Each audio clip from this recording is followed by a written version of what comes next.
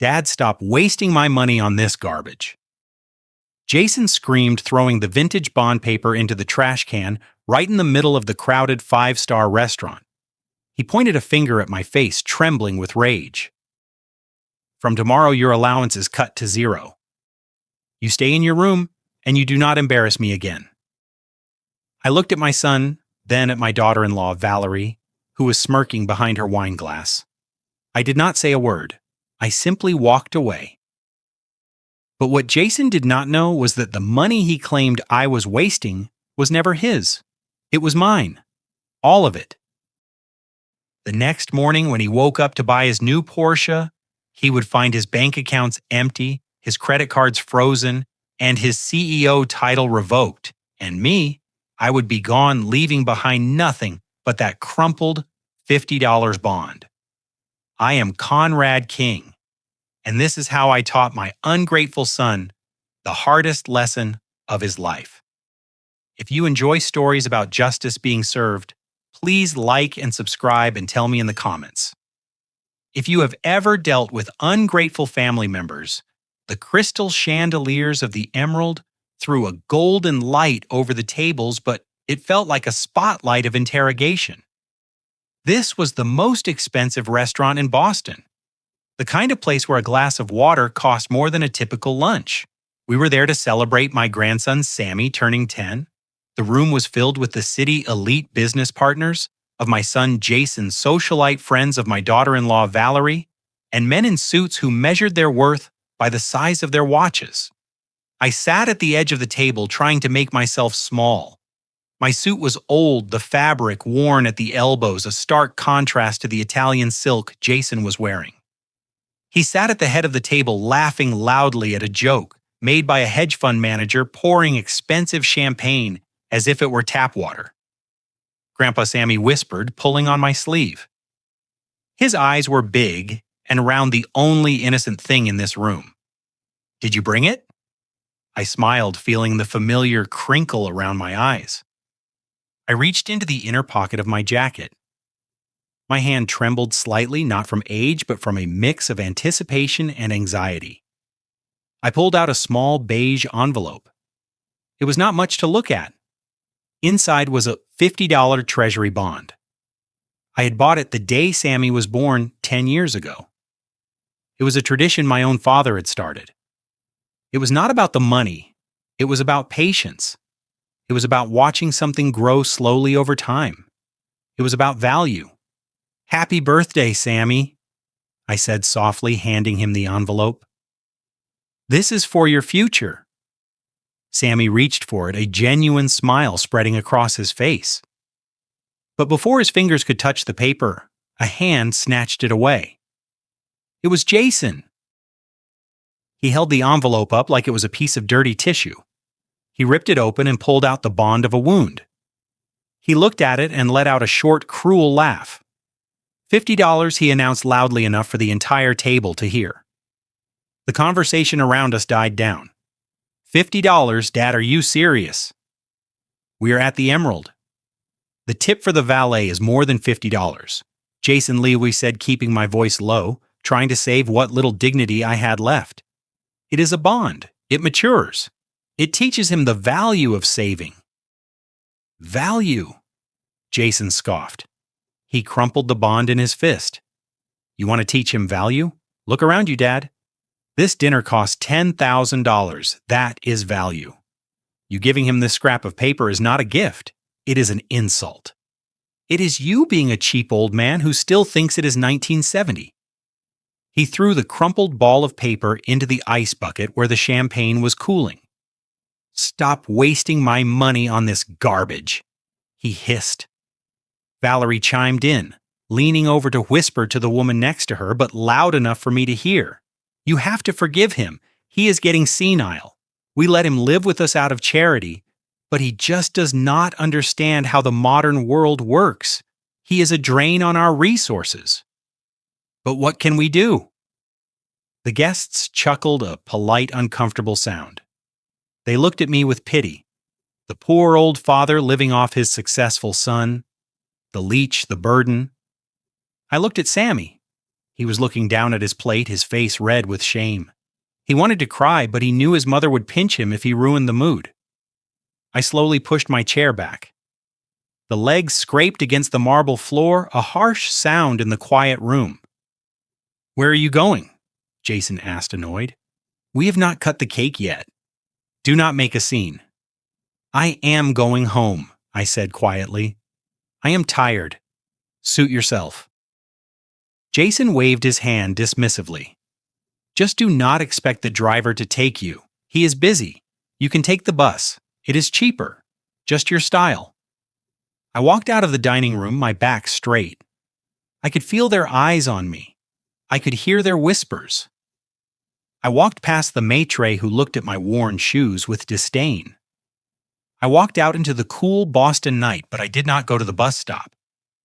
I walked to the parking lot where my old Ford sedan was parked in the furthest corner, hidden away from the Ferraris and Lamborghinis, so it would not lower the property value of the lot. I had just unlocked the door when I heard heavy footsteps running behind me. It was Jason. For a second, a foolish, hopeful part of me thought he was coming to apologize. I thought maybe he realized he had gone too far, that maybe the son I raised was still in there somewhere buried under the layers of arrogance and greed.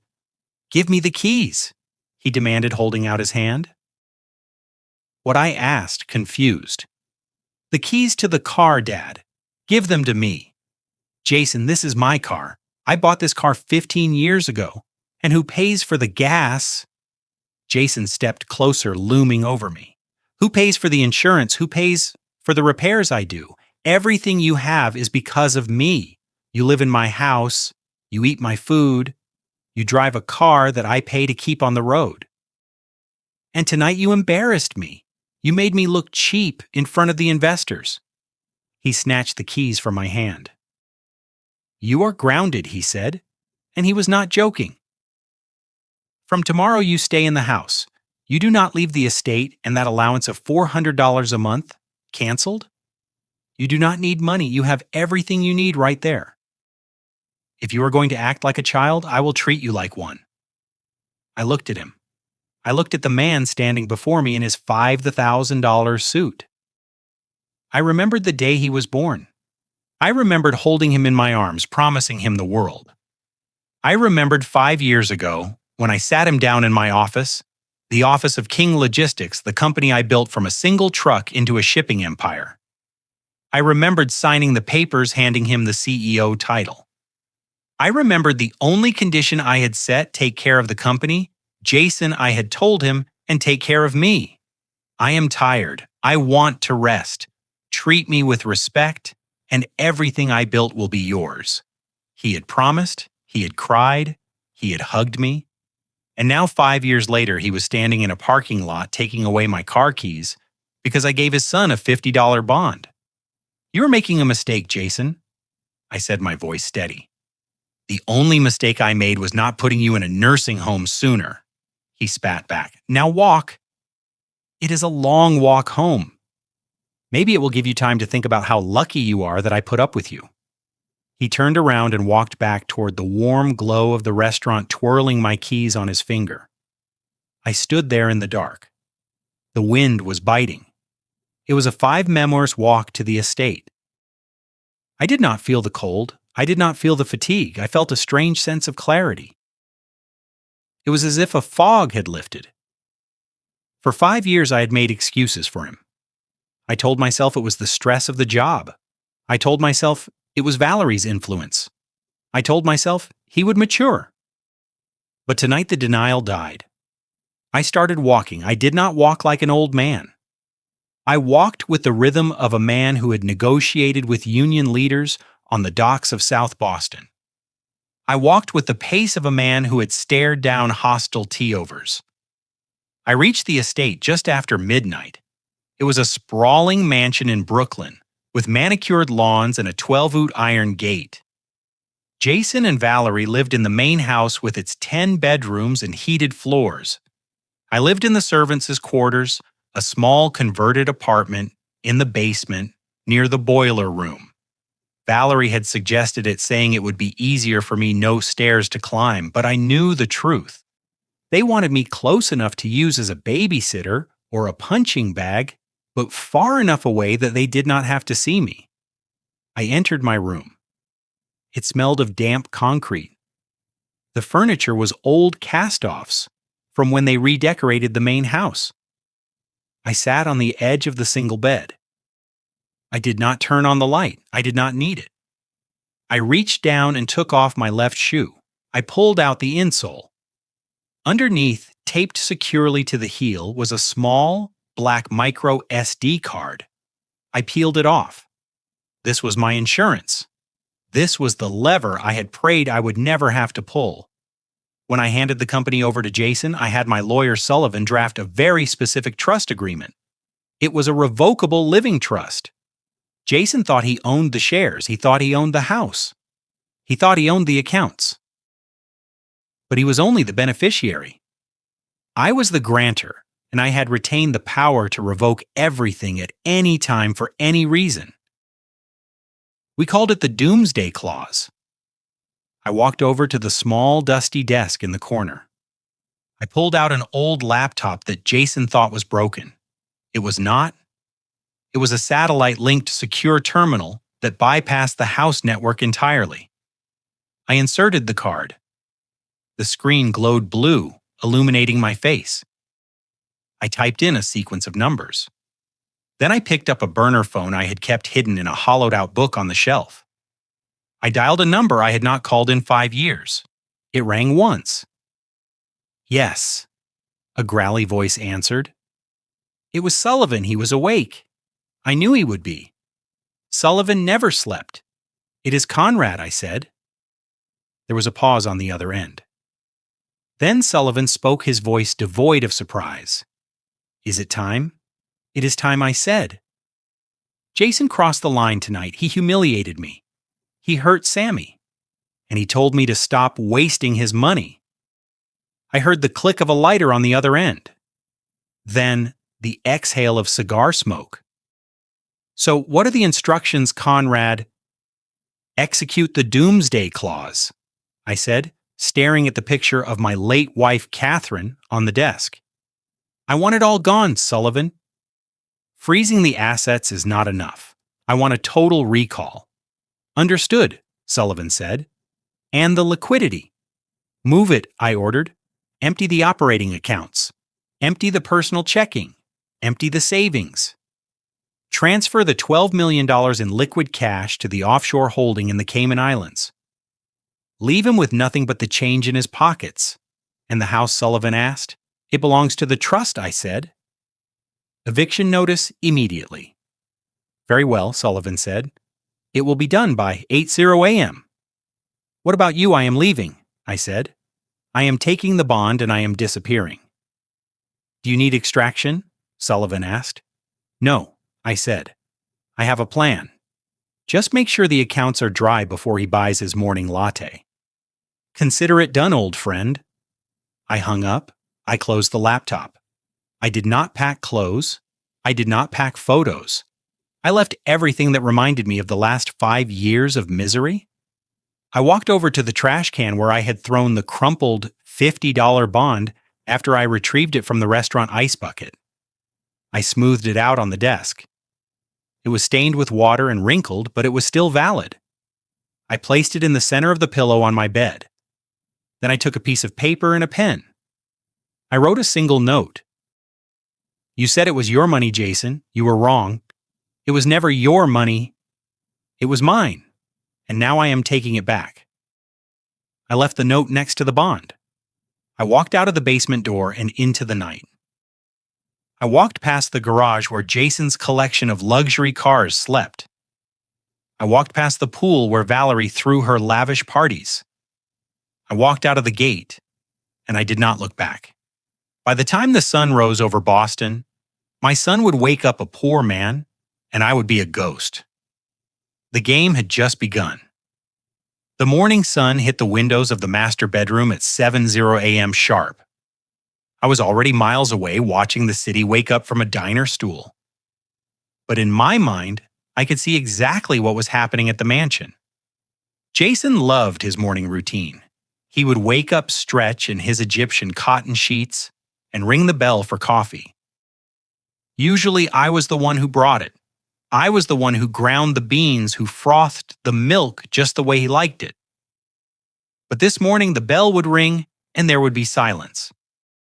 I imagined him waiting, ringing it again, getting annoyed, throwing the covers off and storming down to the kitchen, expecting to find me there, expecting to yell at me for being slow. But the kitchen would be dark, the coffee machine cold. He would probably curse. He would grab his phone to call the office to demand that his assistant send a car because he had taken my keys and he did not want to drive himself. That was when the first domino would fall. At the headquarters of King Logistics, the main server room hummed. At 8:01 a.m., a command script executed. It was a digital tidal wave. Jason was standing in his kitchen in his silk robe, tapping on his phone. He opened his banking app. Face ID recognized him. The little loading wheel spun. And then the numbers appeared. Checking account 0, savings account 0. Investment portfolio locked, access denied. Contact administrator. I imagined the blood draining from his face. He would think it was a glitch, a banking error. He would swipe down to refresh. 0. He would try his credit card app, the black card, with the unlimited limit, the one Valerie used to buy handbags that cost more than cars.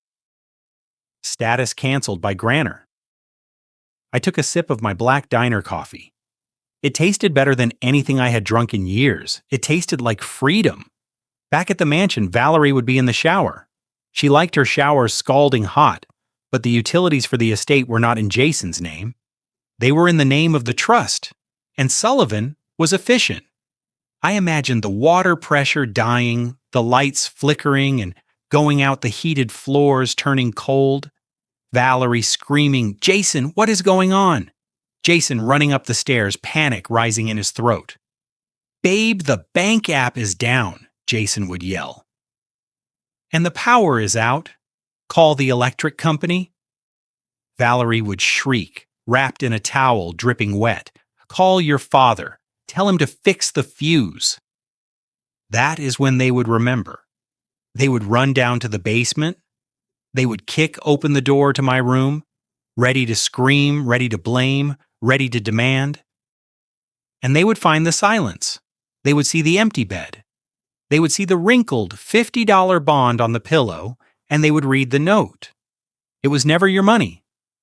I checked my watch. It was 8:30. Right about now, Jason would be trying to call Sullivan. He would be demanding answers. He would be threatening to sue. And Sullivan would be sitting in his leather chair, calmly explaining that under Section 14, Paragraph B of the King Family Trust, the grantor reserved the right to remove any beneficiary who displayed gross misconduct or moral turpitude, publicly humiliating the founder at a birthday party that counted as gross misconduct. I paid for my coffee with cash. I tipped the waitress $20. "Keep the change," I said. She looked at me surprised. "Thanks, sweetie.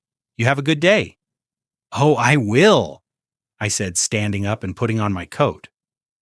"I am going to have the best day of my life." I walked out of the diner and hailed a taxi. "To the airport," I said. "Where are you flying to?" the driver asked. "I am not flying anywhere," I said. "I am going to meet a friend in the private hangar." Because while Jason and Valerie were running around their dark, cold mansion, trying to figure out how to buy groceries with $0, I had a meeting to attend. I had to prepare for the next phase. Taking the money was just the beginning. Now I had to watch them fall, and I wanted a front row seat. I arrived at the private airfield on the outskirts of the city. The guard at the gate recognized me immediately. "Mr. King," he said, saluting. "It has been a long time?" "It has been too long, Mike," I said. He opened the gate. The taxi drove me to Hangar 4. Inside, sitting on the polished concrete floor, was my GF Rheem G650. Jason had wanted to sell it. He said it was too old, that we needed the newer model. I had told him no. I told him it was a company asset, but legally it belonged to me personally. Sullivan was waiting by the stairs of the plane. He looked impeccable in his charcoal suit holding a tablet. "It is done," Sullivan said as I approached. "Total wipeout?" I asked. "Complete," Sullivan nodded. "His personal accounts are drained. The company accounts are locked. He cannot even buy a pack of gum. And the eviction notice is being served by the sheriff as we speak." "Good," I said. "What about the boy?" Sullivan asked Sammy. The question hit me hard. Sammy was the only innocent one in this war. "We watch him." I said, "We make sure he is safe." "But he needs to see this. He needs to see what happens when people live without values. It is the only way to save him from becoming like his father." Sullivan nodded. "We have eyes on the house. Private security." I walked up the stairs of the plane. I turned back to look at the city skyline in the distance. Somewhere in that concrete jungle, my son was realizing that his kingdom was built on sand. "Take us up," I told the pilot. "Where to, Sir New York?" I said. "I have a war room to set up." As the plane taxied down the runway, I pulled out the tablet Sullivan had given me. It was linked to the security cameras inside the mansion.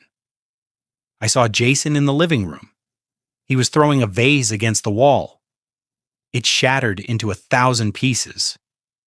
Valerie was crying on the sofa, holding her phone, probably trying to call her rich friends for help, but finding out that fair weather friends disappear when the credit cards stop working. And there in the corner was Sammy. He was sitting on the floor, holding the $50 bond I had left. He was not crying. He was looking at it. "Hold on to it, Sammy," I whispered as the plane lifted off the ground. "That paper is worth more than everything else in that house combined." The engine roared and Boston fell away beneath me.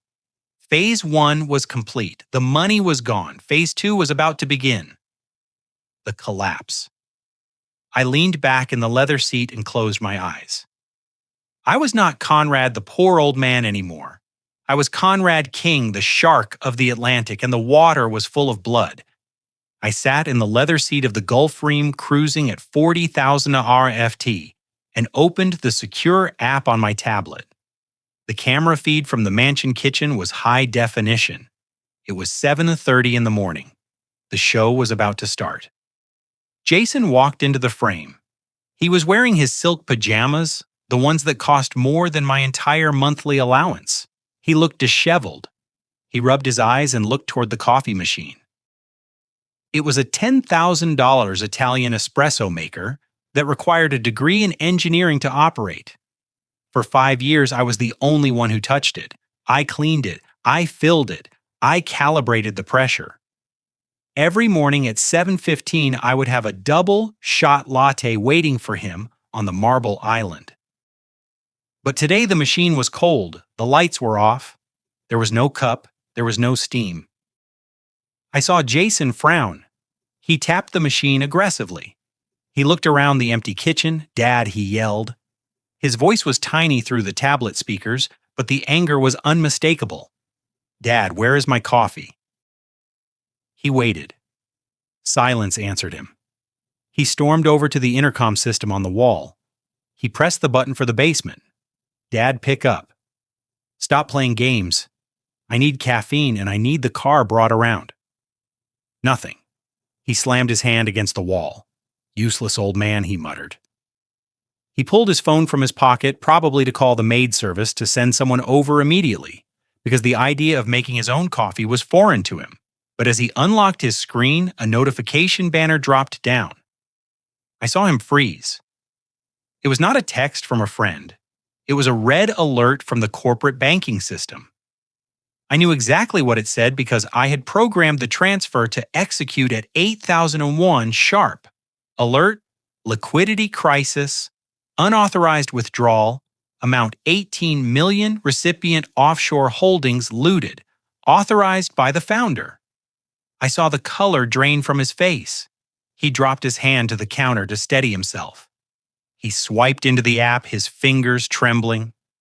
He was looking at the operating capital, the payroll account, the reserve funds. Empty. Empty. Empty. He started tapping furiously, trying to reverse the transaction, trying to call the bank, but the bank was not going to answer him. The bank answered to the trust, and the trust answered to me. Jason dialed a number. It was probably the chief financial officer. I could imagine the panic on the other end of the line. "What do you mean it is gone?" Jason screamed into the phone. "It is $18 million, or it cannot just vanish." "Who authorized it?" "My father. That is impossible. He is retired. He is senile. He does not have the access codes." He stopped. He listened. "He is the grantor," Jason whispered. The phone slipped from his fingers and clattered onto the counter. Grantor. The word hung in the air. It meant I was not just a retired old man living in the basement. It meant I was the god of his financial universe, and I had just turned off the sun. Suddenly, a scream echoed through the house so loud it distorted the audio on my tablet. It came from the second floor. Jason looked up, eyes wide. That was Valerie. I switched the camera view to the master suite hallway. The door to the bathroom flew open. Valerie stumbled out wrapped in a towel, her hair covered in shampoo suds. She was dripping wet and shivering violently. "Jason!" she shrieked. The water had just stopped. It was hot, and then it just cut off. I have soap in my eyes. Jason ran to the bottom of the stairs. "Babe, calm down." He yelled up. "There is a problem with the accounts." "I do not care about the accounts," Valerie yelled back. "I care about my shower." "Fix it. Call the plumber. Call your father. Tell him to go down to the boiler room." "He is not there," Jason shouted. "What do you mean he is not there?" Valerie wiped her eyes stinging from the soap. She grabbed her phone from the hallway table. "Fine. I am booking the flight to Paris now. I cannot deal with this. I am going to the spa in George V, and you can fix this mess while I am gone." She tapped her screen. I watched her face. It went from annoyance to confusion to absolute horror. "Declined?" she said. Her voice was a whisper. "Try another card," Jason said, running up the stairs 2 at a time. "I did," Valerie said. "The platinum, the black card, the joint account. Declined. Declined. Card reported. Stolen. Stolen." Jason reached the top of the stairs breathless. It says the account holder reported the card stolen and requested an immediate freeze. Valerie looked at him, her eyes wide with terror. "Jason, who is the account holder?" Jason leaned against the wall, sliding down until he was sitting on the floor. He put his head in his hands. "My dad," he said. Valerie laughed, a nervous, high-pitched sound. "Your dad, the old man who wears shoes from Walmart, the man who asks for permission to buy toothpaste. Jason, do not be stupid, fix this." He shut it down, Jason said, looking up at her. "He shut it all down, Valerie. The company, the house, the cards, the water, it is all in his name. It was always in his name." "No," Valerie shook her head, water dripping from her hair onto the expensive Persian rug. "No, we own this. We are the kings." "We are nothing," Jason whispered.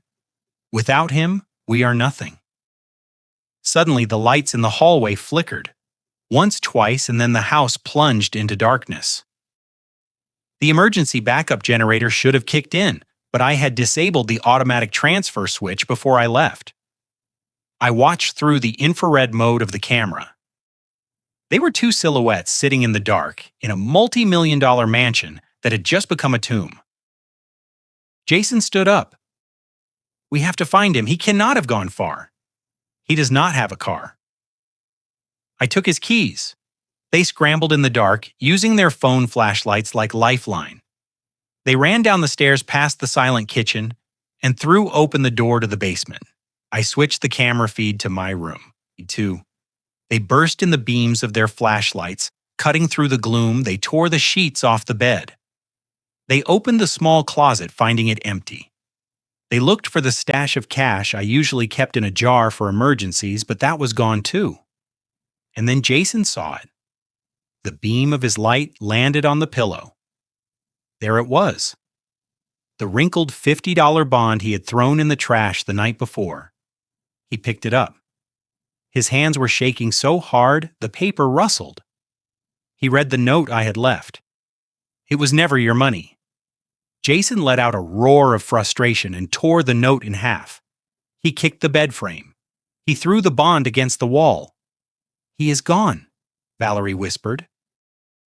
She looked around the small, dingy room, seeing it for the first time not as a place to store an unwanted relative, but as the control center of their destruction.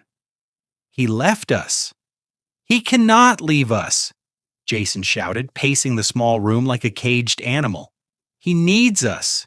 He's old. He's weak. He probably just walked to the diner. I will find him. I will drag him back here, and I will make him turn the power back on." He pulled out his phone and dialed the number for the private security firm that patrolled the neighborhood. "This is Jason King," he barked. "I have a missing person. My father." "Yes, the old man." He wandered off. "He is confused. I need you to find him and bring him back. He's a danger to himself." I closed the tablet cover. He still did not get it. He still thought he was in control. He thought this was a tantrum. He thought he could bully me back into submission. He had no idea that he was no longer the CEO of King Logistics. He was just a man standing in the dark in a house he did not own, wearing pajamas he could no longer afford. I looked out the window of the plane. The clouds were thick below us. Sullivan handed me a glass of water. "They are in the dark," I asked. "Pitch black?" Sullivan replied, "Good. Let them sit in it for a while. Hunger and cold have a way of clarifying the mind." But I knew Jason. He would not give up that easily. He would not reflect. He would attack. He would try to find me, not to apologize, but to force me to sign the rights back over. He would try to use the law. He would try to use force. He would try to use Sammy. And that was exactly what I was counting on. Because when you corner a rat, it bites. And when it bites, it exposes its neck. I took a sip of water. The game had moved from the board to the street, and I had cleared the board. Now we would see who could survive the winter. I watched on the tablet screen as the call to private security ended abruptly. The guard on the other end must have told Jason what I had instructed Sullivan to convey, that Mr. Conrad King was not a missing person, but a free man who had voluntarily vacated the premises. Jason stared at the phone in his hand as if it had betrayed him before hurling it onto the thin mattress of my bed. The silence in the basement was heavy, pressing down on them like the tons of concrete and steel of the mansion above. This room, my home for the last 5 years, was barely larger than the walk-in closet Jason had for his shoes. The walls were bare concrete, painted a sterile white that had yellowed with age and dampness. There was no carpet, just cold linoleum that sapped the heat from your feet. Jason stood in the center of the room, his chest heaving. He looked around, really looked perhaps for the first time. He was searching for me, yes, but he was also searching for the leverage he thought he had. He was looking for the old man who needed him. He was looking for the father who was too weak to leave. But the room was scrubbed clean. I had been meticulous. "Where is his stuff?" Jason muttered. He yanked open the small particle board wardrobe in the corner. It rocked on its uneven legs. Empty. I'd taken my 3 suits, my shirts, and the winter coat I had bought at a thrift store. There were no hangers left rattling on the rail. He pulled out the drawers of the small bedside table empty. No medication bottles, no reading glasses, no half-read paperbacks. I had erased myself from their lives as completely as I had erased the money from their accounts. "He must have hidden it," Jason said, his voice rising in panic. "He has a stash." Old people always have a stash. Cash, gold coins, something. He didn't just walk out of here with nothing. I watched as my son, the CEO of a Fortune 500 company, dropped to his knees on the dirty floor. He began to feel under the bed frame. He lifted the mattress, flipping it over with a grunt of exertion. Dust motes danced in the beam of his flashlight. Nothing. He crawled to the loose floorboard near the radiator, the one I used to complain about because it squeaked.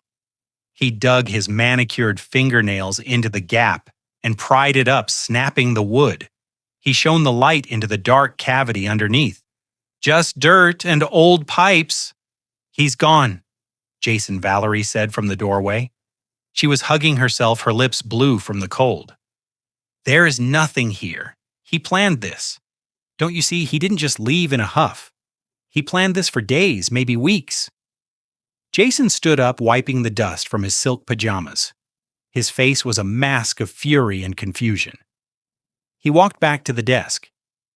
The only piece of furniture he hadn't overturned yet.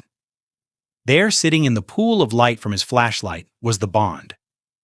I zoomed in on the camera feed, the $50 Treasury bond. The edges were soft from where the paper stained from the wine and ice of the night before.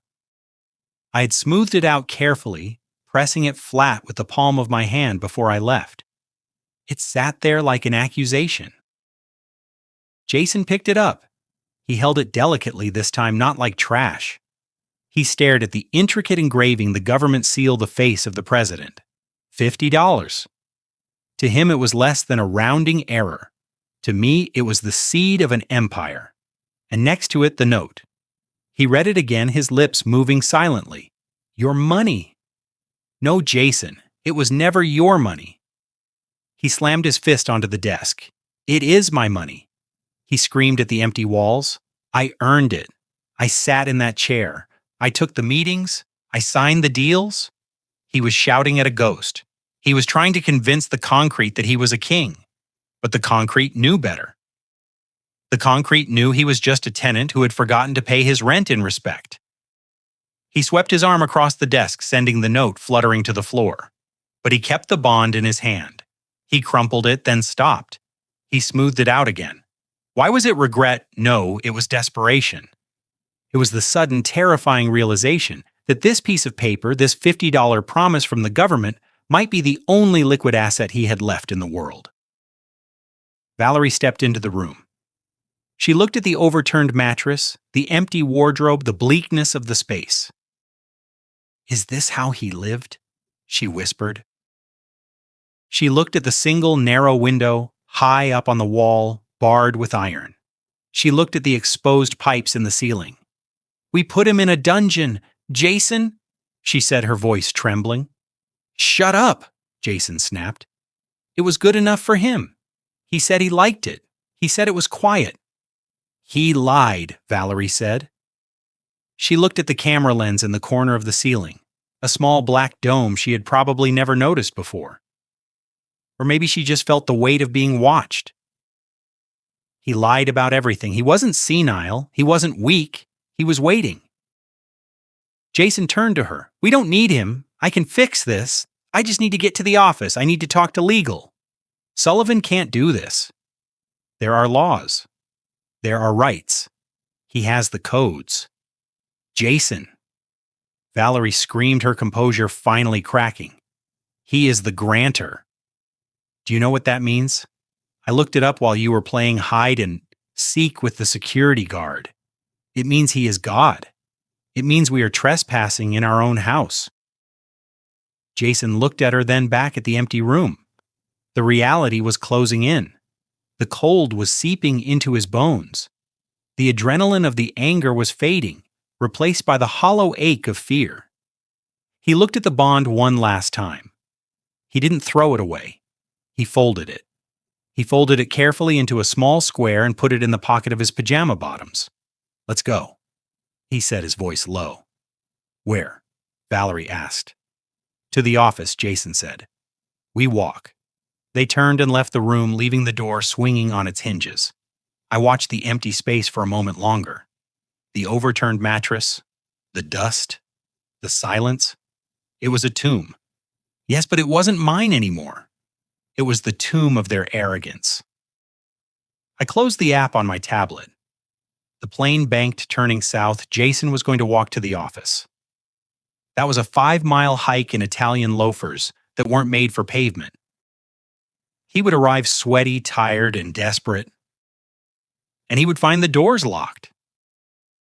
But I knew him. He wouldn't stop there. He would go to the one place he thought he could still exert power. He would go to the lawyers. He would try to fight me with paper. He didn't know it. I had bought the paper factory 40 years ago. I signaled the flight attendant. "Breakfast, sir?" she asked. "Yes," I said. "Coffee black?" "And bring me the phone." I need to make a call to the district attorney because emptying the accounts was just the opening move. Now it was time to expose the rot. It was time to show the world that the CEO of King Logistics wasn't just broke. He was a criminal. The real storm was just beginning. It took Jason nearly 2 hours to reach the glass and steel tower in the financial district. I tracked his progress via the GPS in his phone, which he had foolishly forgotten was also paid for by the company plan. He arrived at the offices of Sullivan and Moore looking like a man who had survived a shipwreck. His Italian loafers were scuffed, his hair was matted with sweat, and his eyes were wide with a manic desperation. The receptionist, a young woman named Sarah, whom Jason had rudely dismissed countless times over the years, looked up in alarm as he burst through the double glass doors. "Mr. King," she stammered, reaching for the phone. "You cannot be in here. You do not have an appointment." "Get out of my way," Jason barked, pushing past her desk. He stormed down the hallway toward the corner office. He did not knock. He threw the heavy oak door open so hard it banged against the wall. Sullivan was waiting for him. My old friend was sitting behind his massive mahogany desk, the one I had given him 30 years ago after we won the union lawsuits. He was reading a file, calmly sipping a cup of tea. He did not flinch. He did not look surprised. He simply closed the folder and placed his hands on top of it. "Fix it!" Jason screamed, slamming his hands down on the desk. "Fix it now, Sullivan!" "The accounts are frozen. The power is out. My father has gone insane. He thinks he can steal my company." Sullivan looked at him over the rim of his reading glasses. His expression was not one of sympathy. It was the cold, clinical look of a mortician examining a cadaver. "Sit down," Mr. King Sullivan said quietly. "I will not sit down," Jason spat. "I am the CEO of King Logistics. I order you to unfreeze my assets. I order you to find my father and have him committed. He is a danger to himself and others." Sullivan sighed. He reached into his drawer and pulled out a single sheet of paper. He slid it across the polished wood. "You are not the CEO," Jason Sullivan said. "Not anymore." "What are you talking about? This is a formal notice of termination." Sullivan explained, his voice devoid of emotion.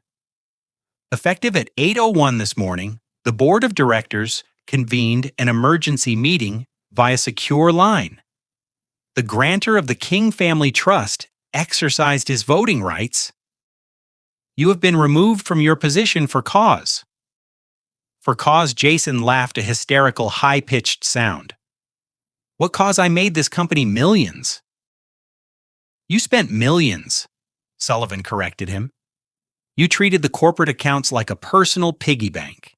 We have the records, Jason. The cars, the vacations, the jewelry for your wife, the payoffs to keep your mistresses quiet. It is all here." Jason went pale. He thought those transactions were buried. He thought he was smarter than the auditors. He did not know that Sullivan had been the auditor all along. But that does not matter now, Sullivan continued. What matters is the trust. He stood up and walked over to the window, looking out over the city. "Your father built this empire with his bare hands, Jason. He created the trust to protect it, and he included a specific clause, a clause I wrote myself. It states that the grantor may revoke all privileges if the beneficiary proves himself unworthy." "Unworthy," Jason whispered. "I am his son." Being a son is a biological accident. Sullivan turned back to face him. Being an heir is a privilege. You lost that privilege last night when you threw a $50 bond into the trash. You insulted the man who gave you everything. Jason stood up shaking. He can't do this. I will sue. I will take him to court. I have rights. Possessions? Possessions? Sullivan raised an eyebrow. Let us talk about possessions. The house in Brooklyn, the cars in the garage, the furniture, the art on the walls, even the phone in your pocket. What about them? They are all property of the trust, Sullivan said. And since you are no longer a beneficiary, you are currently trespassing on private property. Jason froze. I have the eviction order here. Sullivan tapped the folder. You have 24 hours to vacate the premises, you and your wife. If you are not gone by noon tomorrow, the sheriff will remove you by force. And Jason, do not try to take anything. We have cataloged every item in that house. If a single silver spoon is missing, I will have you arrested for theft. This was the moment I had been waiting for, the moment the reality truly hit him. He was not just fired, he was homeless. You are bluffing, Jason hissed. My father would never do this. He's weak. He loves me. He loved the son. He thought you were, Sullivan said softly, but he hates the man you have become. Jason's face twisted into a mask of pure, ugly rage. The veins in his neck bulged. He let out a guttural roar and lunged across the desk. You traitor! He screamed, reaching for Sullivan's throat. You conspired with him. I will kill you! Sullivan did not move. He did not have to. Before Jason's fingers could touch the fabric of Sullivan's suit, the side door to the office burst open. 2 men stepped in. I knew them well, Mike and Dave. They were former linebackers I had hired as company security years ago. They were loyal to the paycheck, and the paycheck now came from me. Mike grabbed Jason by the back of his jacket and the belt of his trousers. Dave grabbed his arms. Get off me! Jason shrieked, kicking his legs in the air like a toddler. Do you know who I am? I am Jason King. You are a trespasser, Mike grunted. They dragged him backward. Jason's heels dragged across the expensive carpet, leaving scuff marks. Sullivan watched him go, adjusting his cuffs. Good day, Mr. King Sullivan called out. Do not forget to leave your key card at the front desk. They hauled him down the hallway past the staring secretaries, past the shocked junior partners. Jason was screaming obscenities, threatening to fire everyone, threatening to burn the building down. They reached the elevator. They did not wait for it. They took him to the stairwell. I switched the camera feed to the lobby security cam. A moment later, the side exit doors flew open. Jason stumbled out, propelled by a final shove from Mike.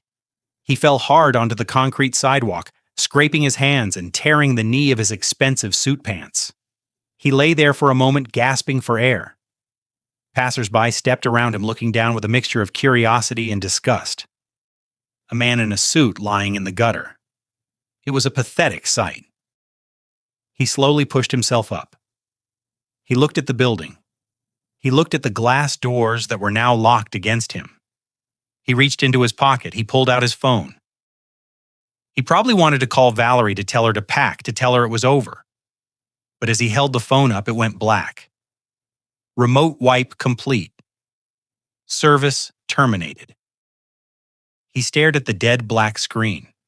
He screamed a sound of pure frustration and smashed the phone onto the pavement, shattering it into a dozen pieces. Now he truly had nothing. No money, no home, no communication. I watched from 30,000 Einer FT. It was brutal, yes, but it was necessary. Jason had spent 40 years being protected from the world. He had never felt the cold pavement. He had never felt the sting of rejection. Now he was feeling it all at once. I picked up my satellite phone and dialed Sullivan. Are you all right, old friend? I asked. Never better, Sullivan replied. He has a strong grip, though. He almost wrinkled my tie. He's on the street. I asked, on the pavement. Sullivan confirmed. He just broke his phone. Good, I said. Now the real test begins. Let us see if his wife sticks around when the castle crumbles. I knew the answer to that. Valerie was a survivor. She was a rara fish attached to a shark. When the shark died, the rara didn't mourn. It looked for a new host. Jason was about to find out that the love of his life was just another rental he could no longer afford. I signaled the pilot. Change of plans, I said. Do not land in New York yet. Where to, Sir Flyover the Hamptons said, I want to check on my other properties, because while Jason was hitting rock bottom, I was just getting started. I had stripped him of his present. Now I was going to dismantle his future, and I was going to enjoy every second of it. The neon sign of the Starlight Motel flickered with a rhythmic buzzing sound that sounded like a dying insect. It was the kind of place where people went when they did not want to be found, or when the world had decided it no longer wanted them. It was situated 10 miles outside the city limits, next to a highway that smelled of diesel fumes and burnt rubber. This was where the King dynasty had fallen. I sat in the war room I had set up in the Hamptons, monitoring the situation through the digital breadcrumbs Jason left behind. He had sold his PC Philippe watch at a pawn shop 3 blocks from the office. The watch was worth $50,000. The pawnbroker, seeing the desperation in Jason's eyes and the dirt on his suit, gave him $400 cash. Jason took it. He had no choice. That $400 bought them one night in room 104. I imagined the smell of the room. Stale cigarette smoke, industrial strength cleaner, and the metallic tang of despair. The carpet would be sticky. The sheets would be thin and rough, so unlike the 600 thread count Egyptian cotton they were used to. Jason sat on the edge of the sagging bed staring at the wall. His suit was ruined. His face was pale. He looked like a man who had been hollowed out. Valerie stood by the window, looking out at the parking lot through the gap in the cheap curtains. She was still wearing her designer dress, but now it looked like a costume from a play that had been canceled. She was not crying anymore. Her tears had dried up hours ago, replaced by a cold, hard fury. "You are useless," she said without turning around. Her voice was flat, cutting through the humid air of the room. Jason did not answer. He just kept staring at the water stain on the wallpaper. "Did you hear me, Jason?" Valerie turned to face him. I said, "You are useless. I married a king. I married a CEO. I married a man who owned the city, and look at you now. You are nothing. You are a beggar sitting in a roach motel." Jason looked up, his eyes red and hollow. "It is temporary, Valerie. I will fix it. I just need to talk to him. I just need to make him understand." "He hates you," Valerie spat. She walked over to the bed and loomed over him. "He hates you because you are weak." And he is right. You let him do this. You let an old man living in a basement take everything from us. You should have put him in a home years ago. You should have declared him incompetent the moment he handed you the keys. But you were too soft. "I loved him," Jason whispered. "And look where that got you." Valerie laughed, a harsh, ugly sound. "Love does not pay for room service, Jason. Love does not buy first-class tickets to Paris. I did not marry you for love." The words hung in the air, sucking the oxygen out of the room.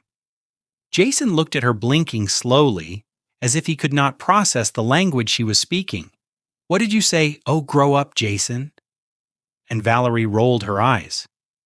"Do not look at me with those puppy dog eyes.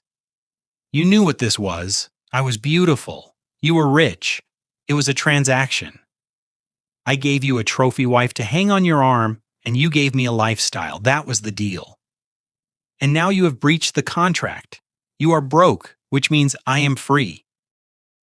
She walked over to her handbag, which she had thrown onto the scratched dresser. She pulled out a phone. Not the one that had been cut off. A second phone, a burner. I watched the signal activate on my monitor. Sullivan had flagged this device months ago, but I had told him to let it run. I wanted to see where the rats were hiding their cheese. "What are you doing?"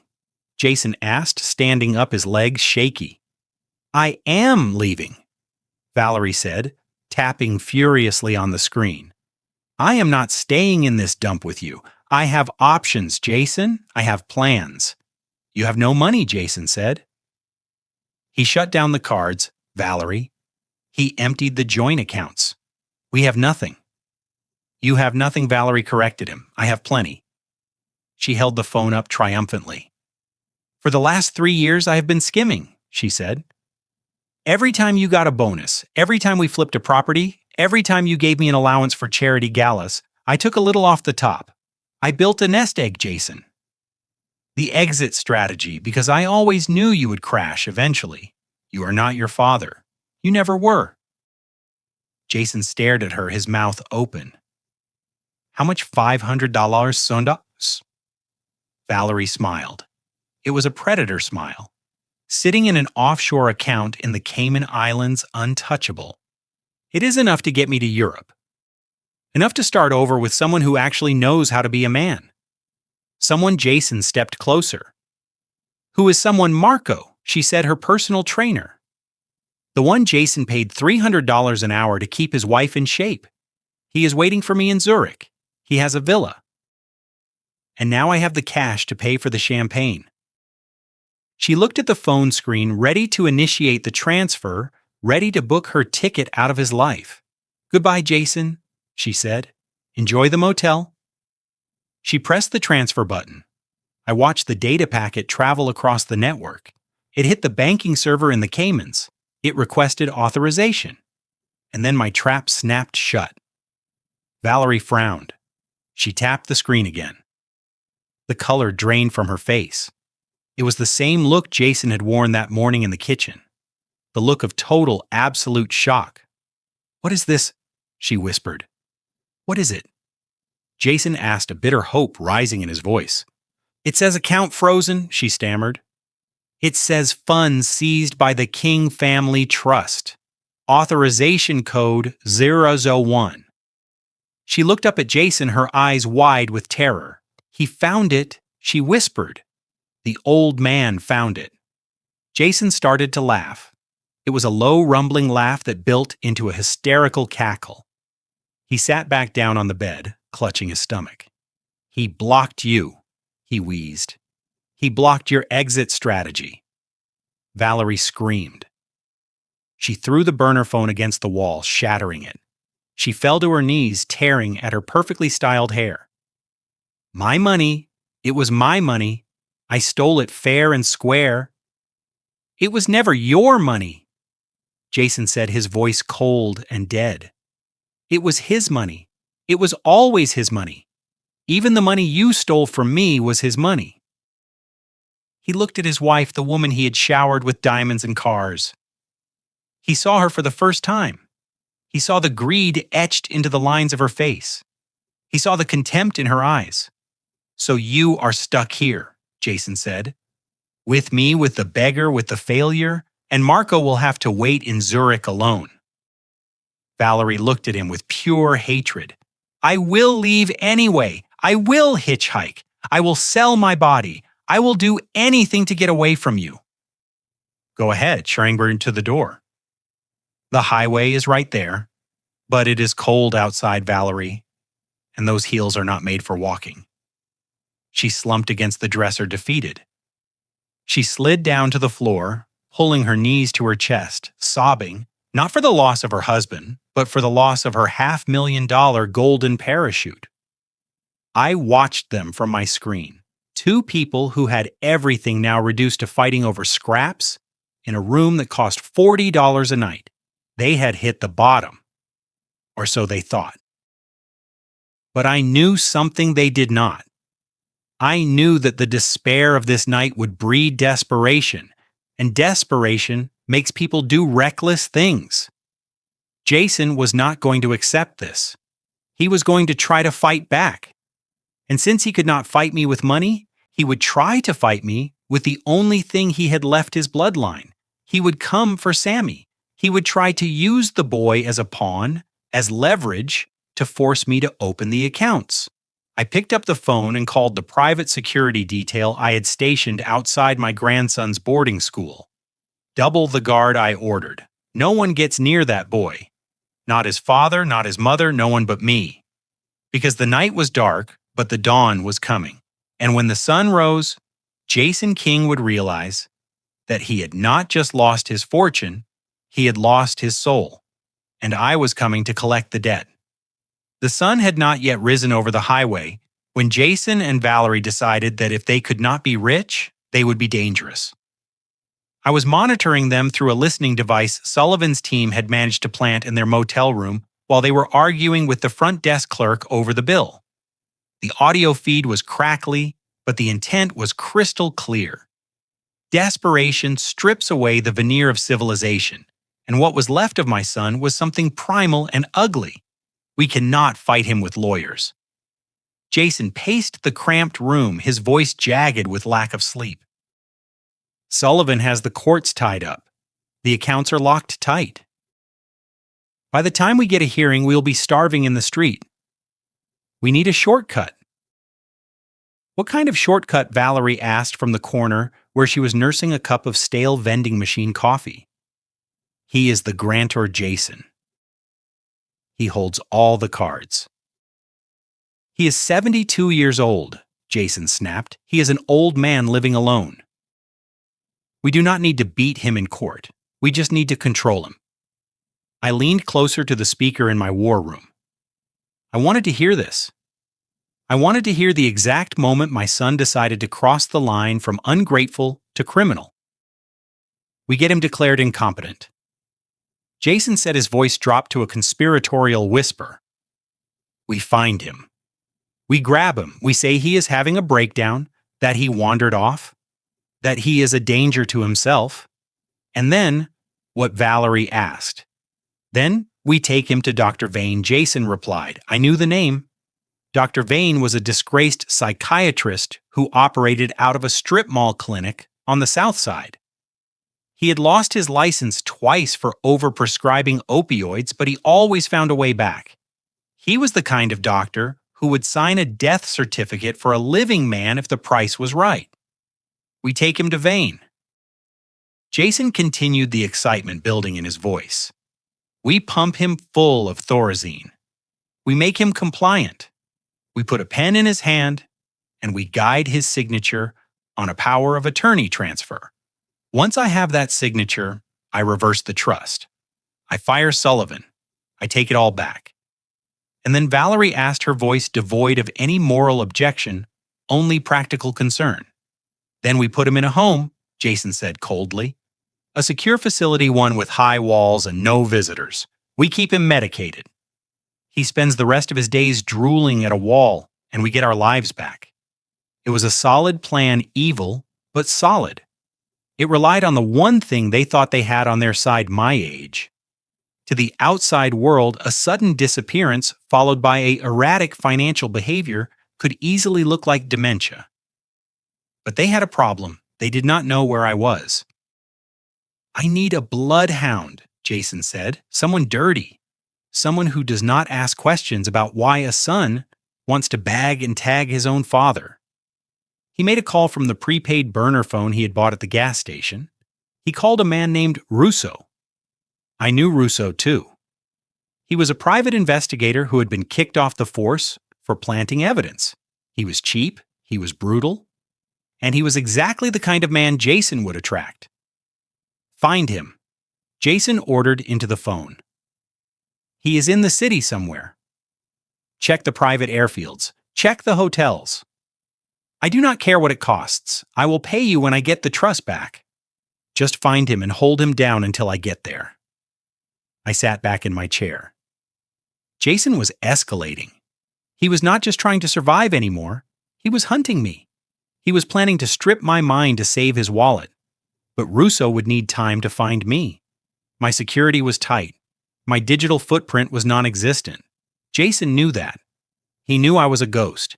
He needed a way to make the ghost manifest. He needed bait. He loves the kid, Valerie said suddenly. That is his weak spot.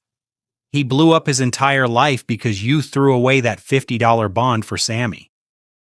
Jason went silent.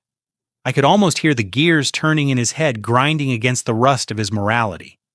Sammy, he whispered.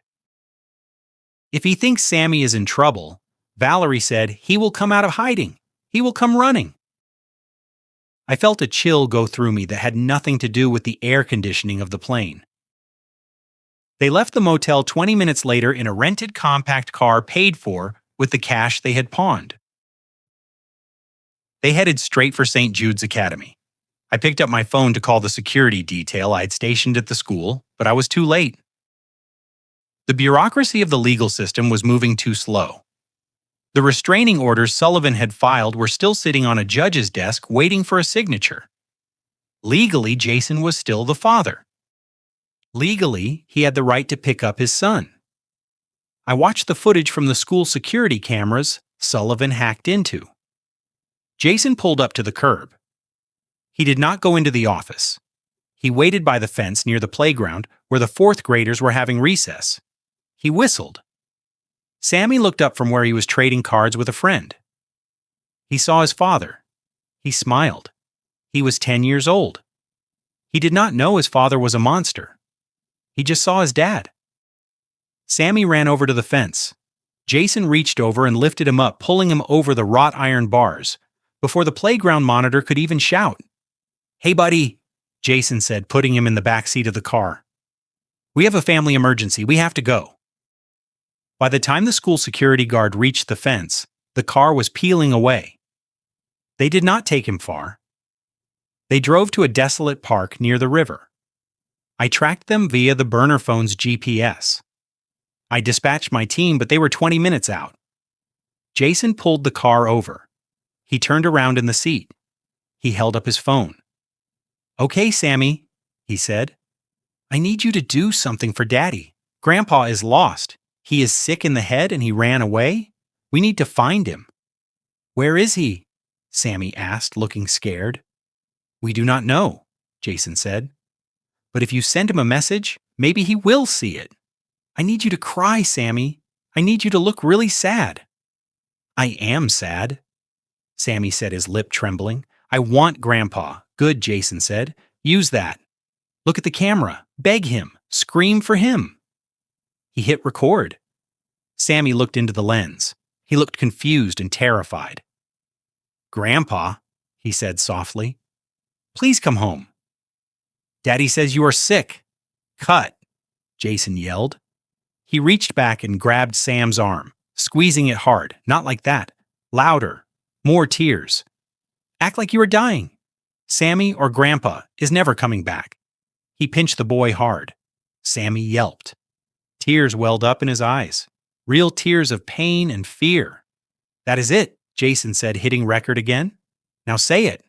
Grandpa Sammy sobbed, the tears rolling down his cheeks. "Please, I am scared. Please come get me. Come home, Grandpa." Jason stopped recording. "Perfect," he muttered.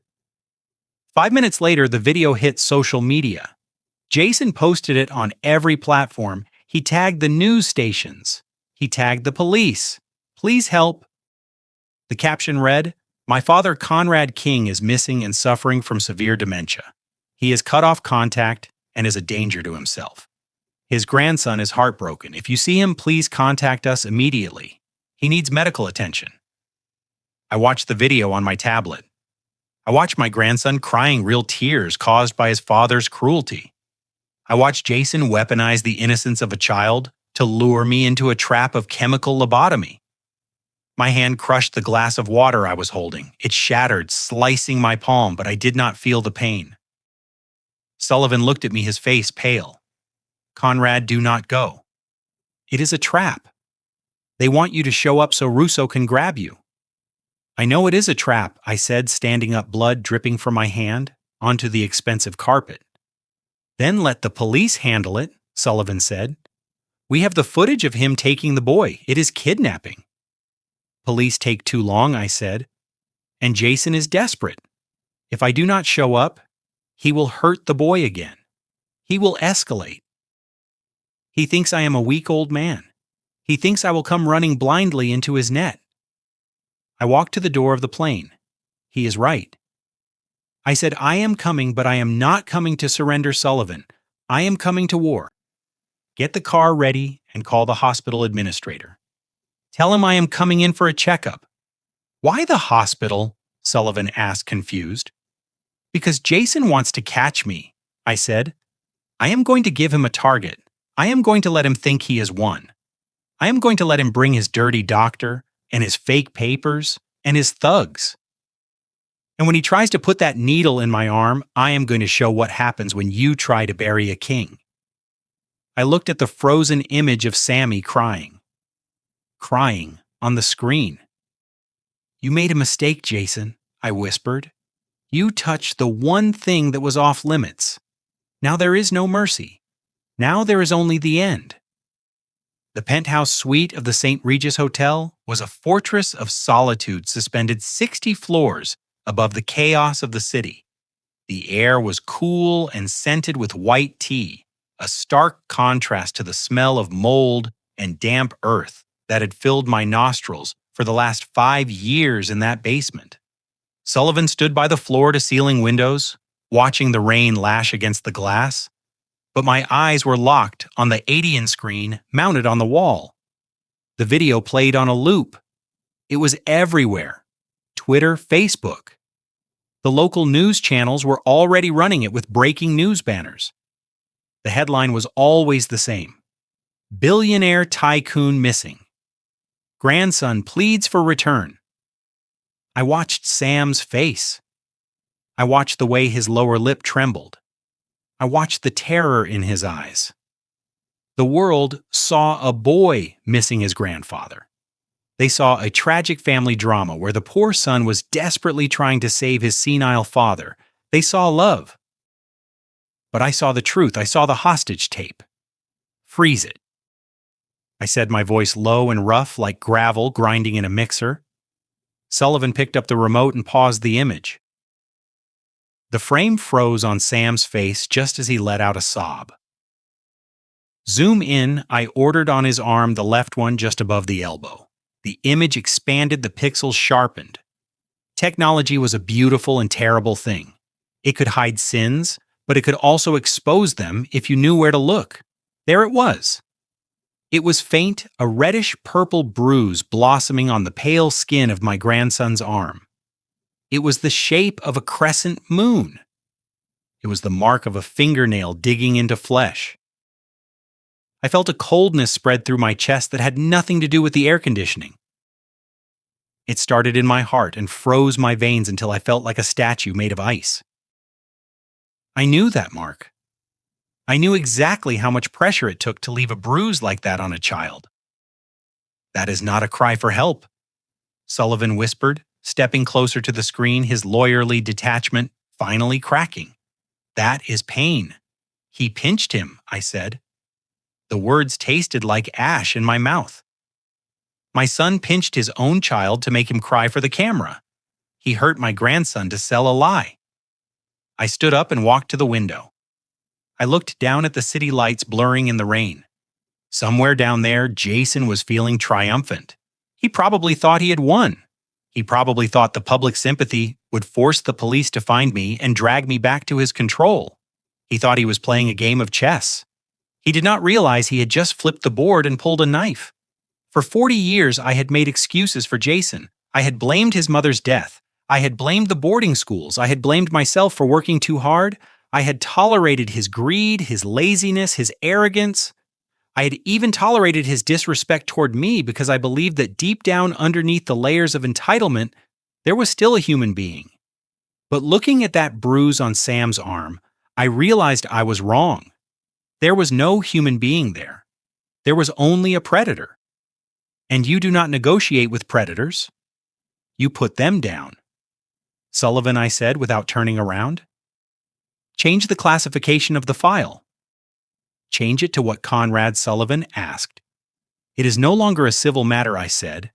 It is no longer a financial dispute. It is criminal. I turned to face him.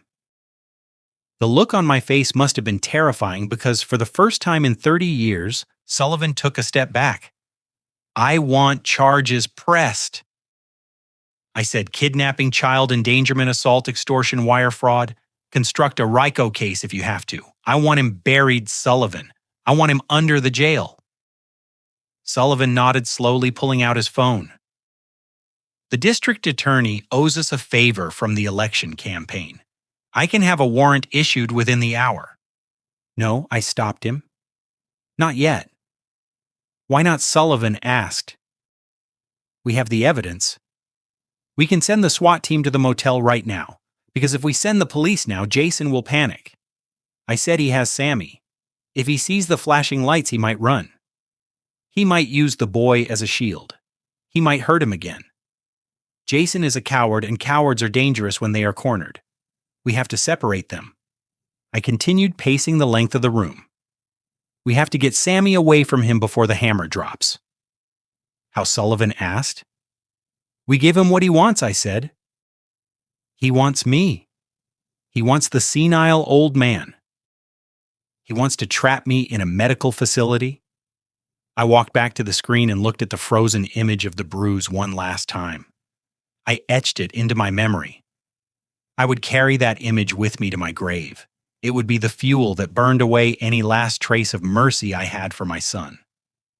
Leak it, I said. Leak what Sullivan asked.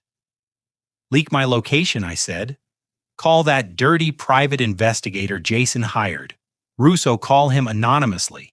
Tell him you saw Conrad King checking into City General Hospital under a false name. Tell him I looked confused. Tell him I was asking for my son. Sullivan's eyes widened.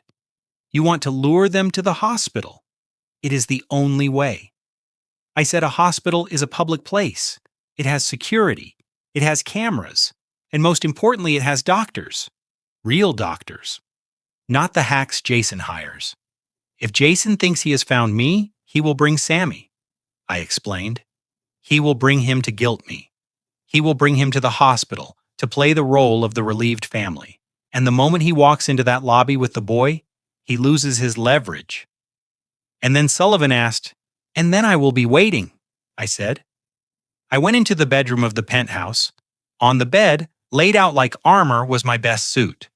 A bespoke charcoal wool 3-piece suit from Savile Row.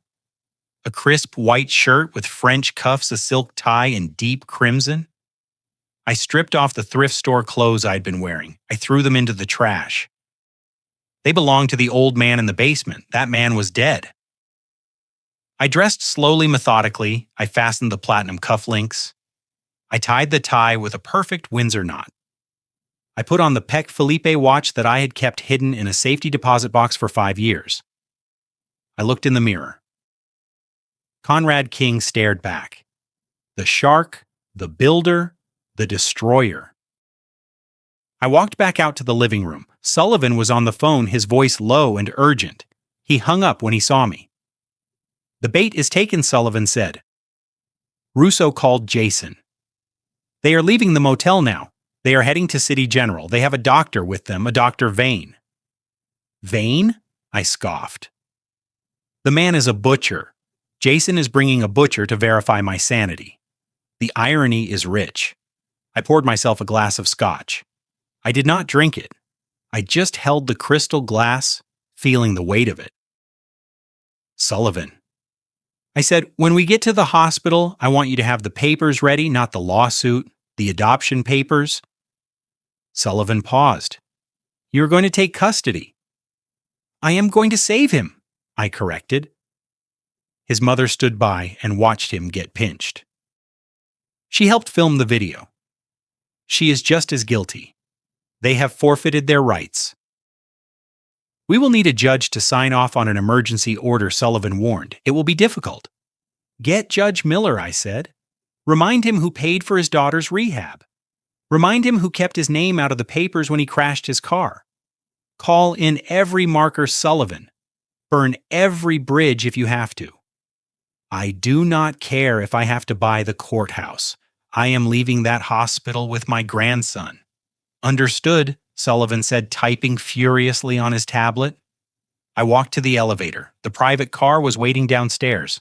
Let us go, I said. We rode down in silence. The city was wet and gray outside the tinted windows of the limousine. I watched the people hurrying along the sidewalks, heads down against the rain. They had their own problems, their own families, their own small tragedies.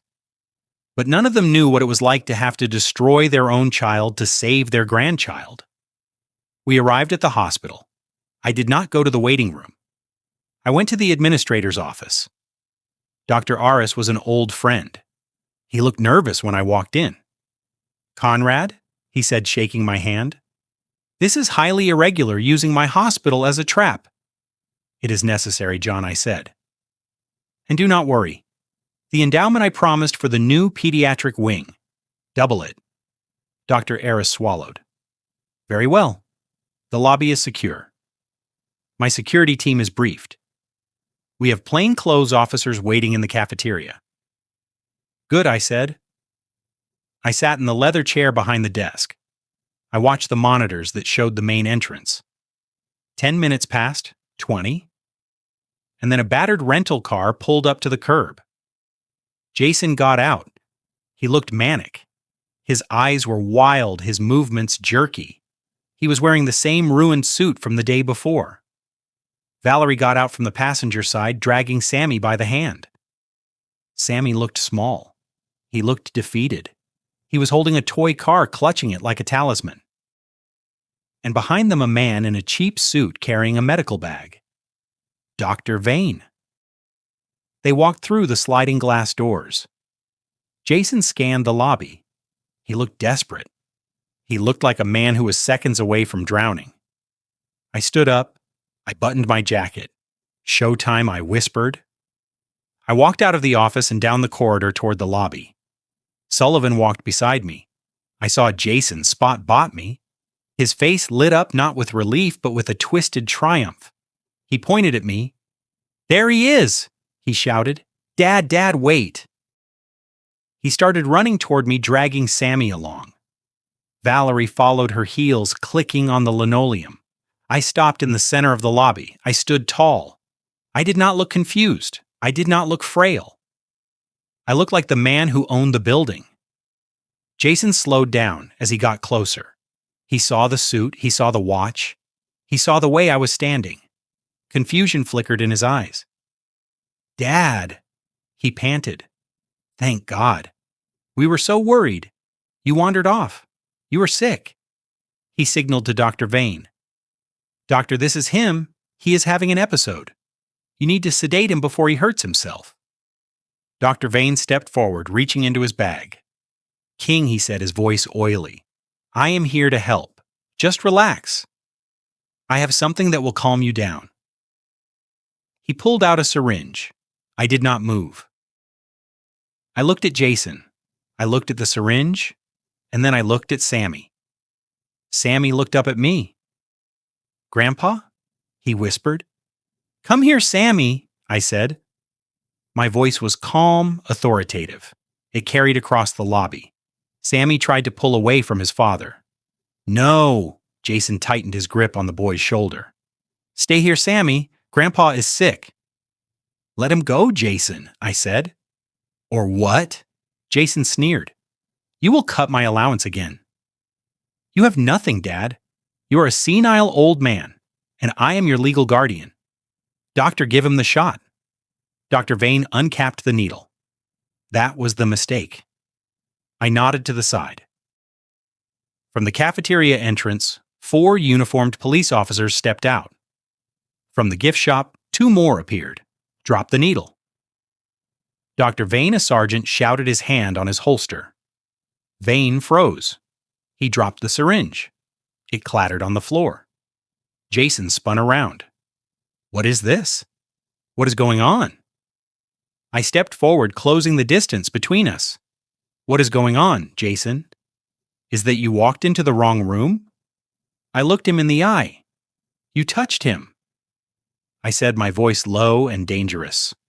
"You put your hands on him to hurt him," I pointed to the bruise on Sam's arm. "That marks the end of my mercy." "Officers," I said, turning to the police. "Take him." Jason tried to back away, but he bumped into Valerie, who was already trembling. "You cannot arrest me," Jason screamed. "He is my father." "This is a family matter." "It is a criminal matter," Sullivan said, stepping forward with a file in his hand. "Kidnapping conspiracy to commit fraud and assault on a minor." The officers moved in. They grabbed Jason. They grabbed Valerie. Sammy pulled free. He ran to me. I caught him. I held him tight, burying his face in my expensive suit so he would not have to see his parents being handcuffed. "It is okay, Sammy," I whispered, stroking his hair. "It is over. Grandpa is here." I looked over Sam's head at Jason as they dragged him away. He was screaming, crying, begging. "Dad, please. I am your son." I looked at him with eyes as cold as the grave. "No," I said. "You are just a bad investment."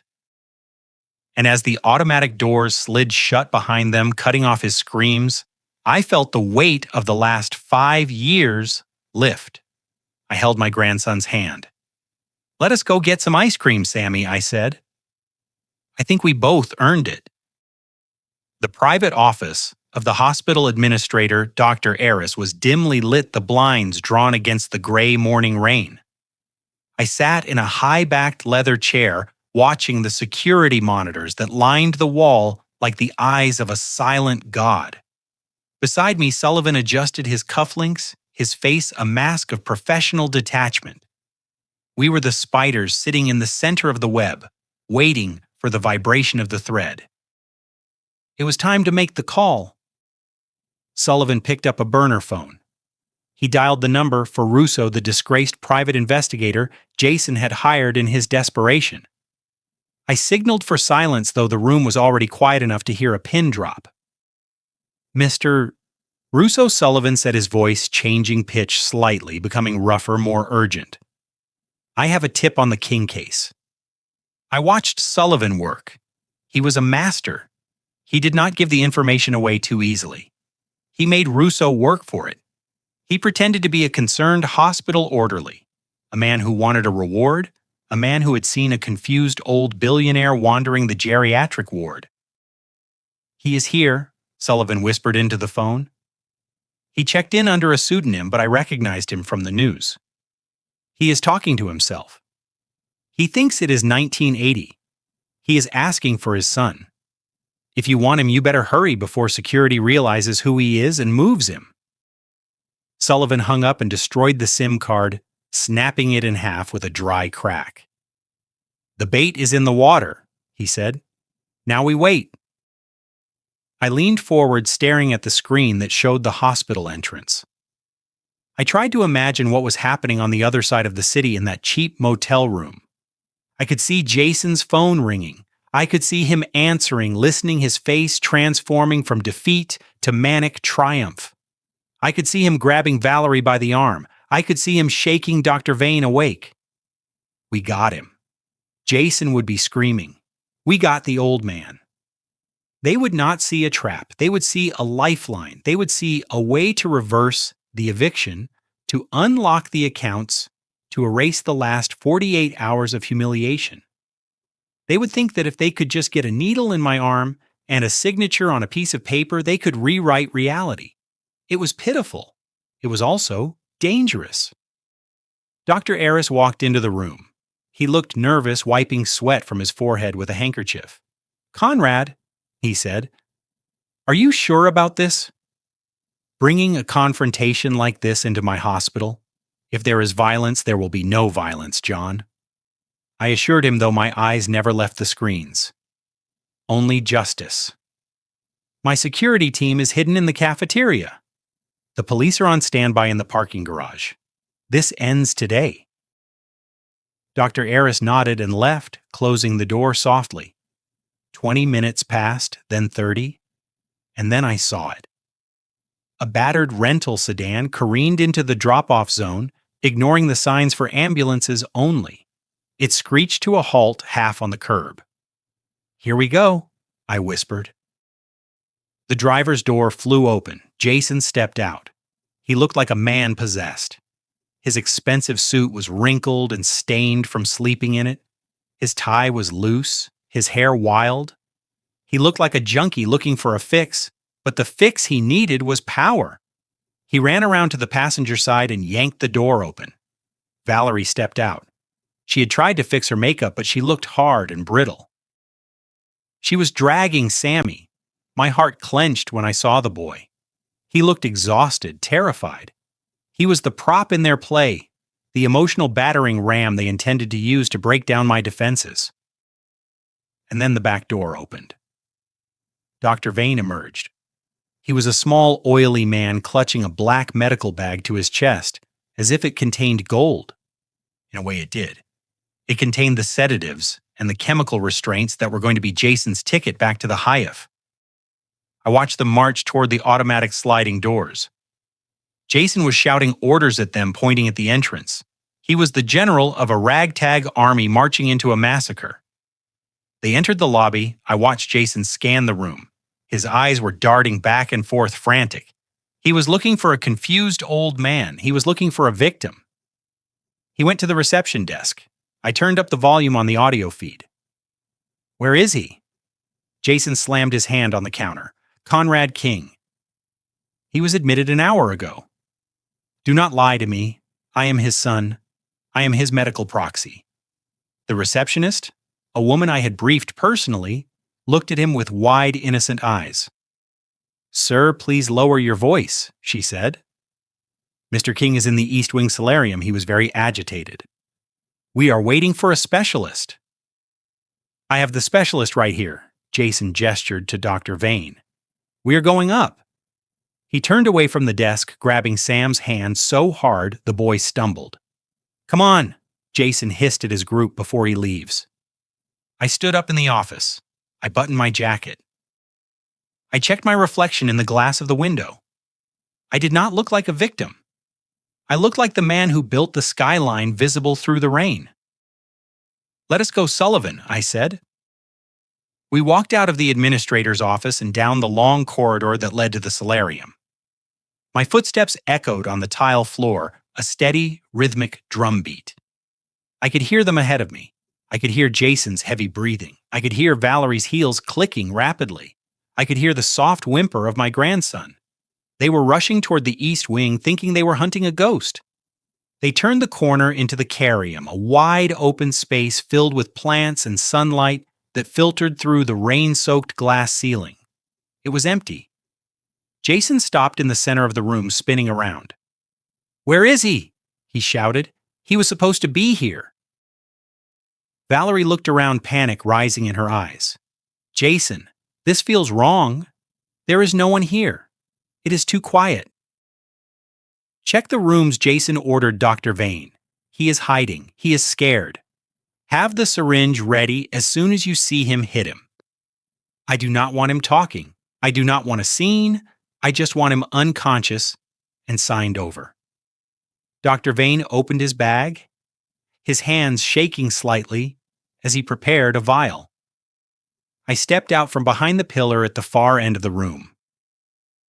"You are looking for me, Jason," I said. My voice carried across the empty space, calm and cold. Jason spun around. He saw me. For a second, he looked relieved. He saw the father he wanted to control. But then his eyes adjusted. He saw the suit. He saw the posture. He saw that I was not cowering in a corner, confused and senile. I was standing center stage, waiting for him. "Dad," he breathed. "Thank God." He started to move toward me, putting on the mask of the concerned son. "Daddy, you had us so worried. You wandered off. You are not well." He gestured behind his back to Dr. Vane, signaling him to flank me. "Just stay there, Dad," Jason said, his voice taking on a soothing, predatory tone. "We are here to help. We brought a doctor. He's going to give you something to make you feel better. Then we can go home. We can sign the papers and everything will be back to normal." He took another step. I did not move. I just looked at him. I looked at the son I had raised, the boy I had loved, and I saw nothing but a stranger who would sell my soul for a bank transfer. "You brought a doctor," I said, my eyes flicking to Vane, who was creeping closer, the syringe hidden in his palm. Or did you bring an executioner? Jason faltered. What, no, Dad? You are confused. This is for your own good. I smiled. It was not a nice smile. My own good, I repeated. Like the nursing home was for my own good. Like stealing my money was for my own good. Jason froze. His face went slack. How do you know about that? He whispered. Because I know everything, Jason, I said. I know about the credit cards. I know about the offshore accounts. I know about the plan to drug me. I took a step forward, and I know you pinched my grandson to make him cry for a video. Jason's eyes went wide. He realized then that the trap had not just sprung, it had crushed him. He looked at the exits. He looked at me. And then he made the worst decision of his life. Do it. He screamed at Dr. Vane. Do it now. Stick him.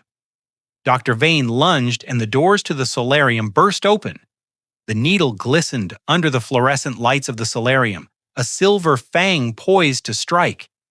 Dr. Vane lunged forward, his eyes manic, with the promise of a payday, but he was not aiming at me. In his panic and Jason's confusion, they had fixated on the figure sitting in the high-backed wheelchair by the window. The figure wrapped in a thick blanket, the figure they assumed was the senile old man they had come to abduct. Do it! Jason screamed again, his voice cracking with desperation. Stick him before he makes a noise. Vane brought the syringe down in a vicious arc, aiming for the neck of the man in the chair, but the needle never made contact. In a blur of motion, the man in the wheelchair spun around. The blanket fell away, revealing not a frail 72-year-old pensioner, but a 6.2 undercover police sergeant wearing a tactical vest. He caught Vane's wrist in midair with a grip like a steel vise. Police! The sergeant roared, twisting Vane's arm until the bone snapped with a sickening crunch. Drop the weapon! Vane shrieked, dropping the syringe as he was slammed face first onto the tiled floor. At that exact moment, the glass doors on all sides of the solarium shattered inward. A dozen officers in tactical gear swarmed the room, their weapons drawn, their voices a cacophony of controlled chaos. Get on the ground! Nobody move! Hands where I can see them! Jason froze. He looked at the sergeant who was handcuffing the screaming doctor. He looked at the syringe rolling on the floor, leaking its clear chemical poison. He looked at the police officers surrounding him. His brain could not process the shift in reality. 1 second, he was the predator closing in on his prey, and the next he was the rat in the trap. Valerie screamed as a female officer grabbed her arm, pulling her away from Sammy. "Do not touch me!" she yelled, struggling. "I am a mother. I have rights." "You have the right to remain silent," the officer said, spinning her around and cuffing her hands behind her back. Sammy stood in the center of the storm, terrified and crying. Sullivan, who had entered with the police team, moved quickly. He scooped the boy up, shielding his eyes, wrapping his expensive suit jacket around the child's shaking shoulders, and carrying him out of the room to safety before the scene got any uglier. Jason was backed against the glass wall, his hands raised, trembling violently. "This is a mistake," he stammered, looking around wildly. "I am Jason King. I was just trying to help my father. He is sick. That man attacked my doctor. Save it for the judge, Jason." A voice boomed from the far end of the room. The heavy oak doors of the hospital administrator's private office opened. I stepped out. I was not the man in the wheelchair. I was not the confused geriatric patient wandering the halls. I was wearing my charcoal Savile Row suit, my platinum cufflinks catching the light. I walked with the steady, powerful stride of the man who had built an empire from dust. I walked through the line of police officers who parted for me out of respect. Jason saw me. His jaw dropped. He looked from me to the empty wheelchair and back again. "Dad," he whispered, "you set me up." I stopped 3F'd in front of him. I looked him up and down, taking in his disheveled appearance, his fear, his pathetic arrogance. "I did not set you up, Jason." I said, my voice calm and cold as a winter ocean. "I gave you a choice. You could have walked away. You could have accepted your new life.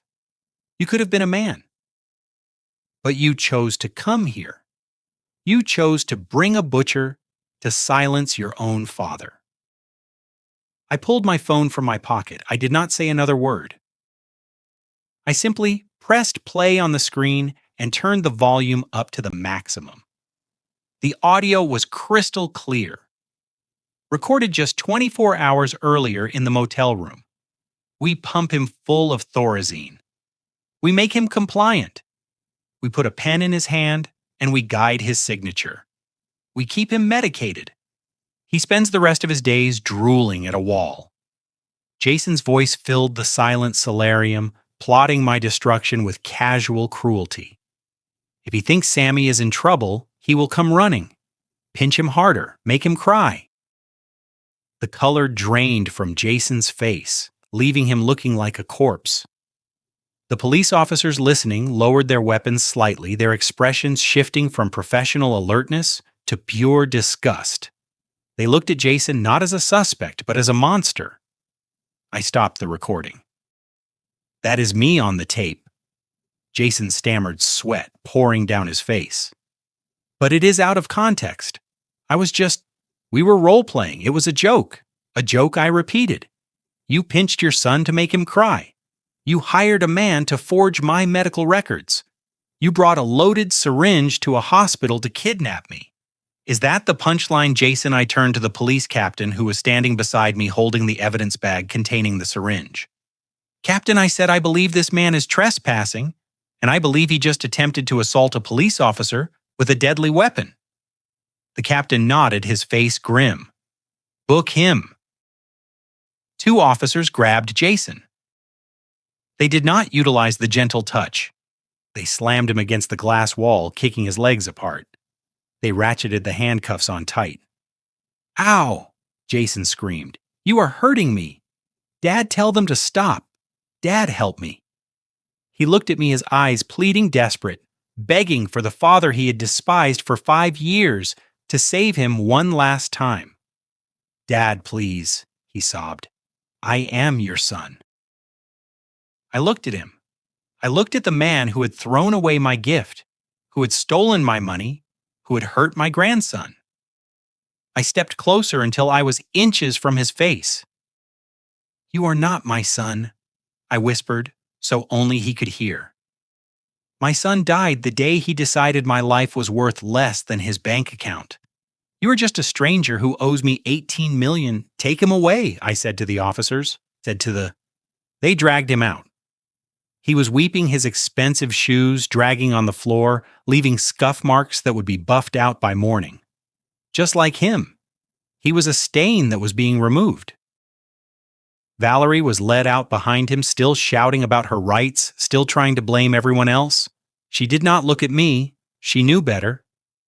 The room fell silent. The adrenaline faded, leaving only a deep exhaustion. Sullivan walked back in. The boy is safe, he said quietly. He is with the social worker in the cafeteria. He's asking for you, Conrad.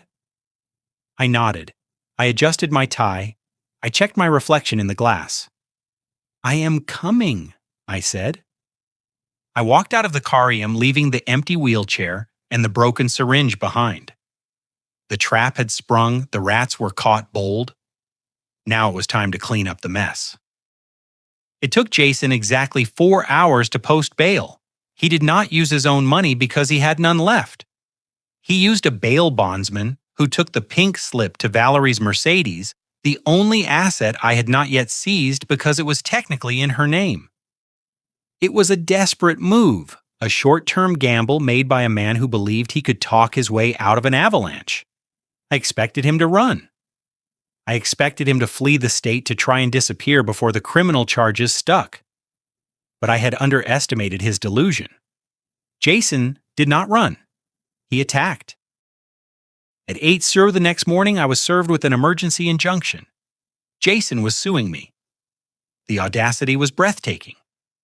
The filing claimed that I, Conrad King, had unlawfully seized assets belonging to the acting CEO, that I was suffering from acute paranoia and dementia, and that my actions constituted a breach of fiduciary duty. He was not just defending himself, He was trying to strip me of my power before the criminal investigation could gain traction. The emergency hearing was set for 10 a.m. before a duty judge in family court. It was a closed session, but the tension in the hallway was thick enough to choke on. I sat on the wooden bench outside the courtroom, flanked by Sullivan and 2 security guards. I looked calm, but inside my blood was boiling. Jason arrived minutes later. He had showered and changed. He was no longer the disheveled maniac who had screamed in the hospital lobby. He was wearing a navy blue suit, a modest tie, and an expression of pained concern. He looked like a choir boy who had been wrongly accused. Valerie walked beside him wearing a simple gray dress and no jewelry, clutching a tissue. They were in costume. They were playing the role of the loving family besieged by tragedy. Jason stopped when he saw me. He did not scream. He did not lunge. He looked at me with eyes that shimmered with unshed tears. "Dad," he said, his voice trembling perfectly. "Why are you doing this? We just want you to get help." I did not answer. I simply looked at him. I looked at the performance and I wondered if he even knew where the lie ended and the truth began. We went inside. The courtroom was small, smelling of floor wax and old paper. The judge was a stern woman named Judge Halloway, who looked like she had no patience for drama. Jason's lawyer, a man named Blackwood, stood up. He was expensive. I wondered who Jason had promised to pay him, probably me once he regained control of the accounts. "Your Honor?" Blackwood began, his voice smooth as oil. "We are here today because a tragedy is unfolding. My client, Mr. Jason King, has spent the last 5 years tirelessly running King Logistics while caring for his aging father. He has sacrificed his own well-being to ensure his father was comfortable." I watched Jason. He hung his head modestly. 2 days ago, Blackwood continued, Conrad King suffered a severe mental break. He disappeared from the family home. In his confusion, he accessed corporate accounts and transferred millions of dollars to overseas entities. He canceled the family's credit cards, leaving his son and grandson destitute. He even staged a scene at a hospital, using his own wealth to bribe officials and frame his son for assault. It was a masterpiece of fiction. It took every fact and twisted it until I was the villain and Jason was the martyr. Then Jason took the stand. He sat in the witness box, his hands folded in his lap. He looked at the judge with wide, earnest eyes. "I love my father," Jason said softly. "He has always been my hero. But lately he has changed. He forgets things. He gets angry over small details. The other night he gave my son a $50 bond for his birthday. It was sweet, but it showed he is living in the past. When I tried to talk to him about it, he snapped. He ran away." He wiped a tear from his eye. "I went to the hospital to find him." Jason continued, his voice cracking. "I brought a doctor because I was scared. I thought he might hurt himself. And then he had me arrested. He humiliated me. Your Honor, I do not care about the money. I just want my father back. I want him safe. I want him home where I can take care of him." Valerie let out a soft sob from the gallery. I felt a hand on my arm. It was Sullivan. He was squeezing my forearm hard, a signal to remain stone-faced. The judge looked at me. She saw an old man in a nice suit sitting silently. She looked at Jason, the grieving son. I could see the doubt creeping into her eyes. Jason was good. He was a sociopath, but he was a charming one. Then Jason dropped his final card. "He is accusing me of stealing," Jason said. "But Your Honor, how can I steal what is mine? I built that company for the last 5 years. I earned that lifestyle. My father is using his money to abuse me. This is financial violence. He is abandoning his family. He is leaving us on the street to Panama to punish me for a crime I did not commit. Financial violence." The term hung in the air. He was weaponizing his own entitlement. Sullivan stood up. He did not shout. He did not make a speech. He simply walked to the podium. Your Honor, Sullivan said, his voice dry and bored. The plaintiff claims he is a victim. He claims he is a loving son. He claims his father is incompetent. Sullivan picked up a remote control.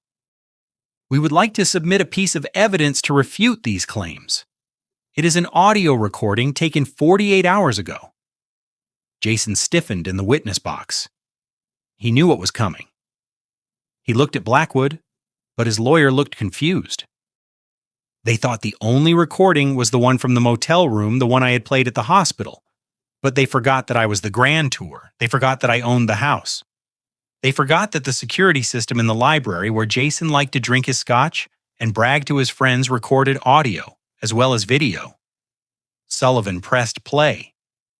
The sound of clinking glass filled the courtroom. Then Jason's voice, loud and slurred, drunk on my expensive liquor. The old man is a leech. He is taking too long to die. I talked to Vane. Weaken up the dosage. Make his heart stop. Who is going to autopsy a 72-year-old man? We just need to make it look natural. The silence in the courtroom was absolute. It was heavier than the silence in the basement. It was the silence of a grave being opened. Jason's face went gray.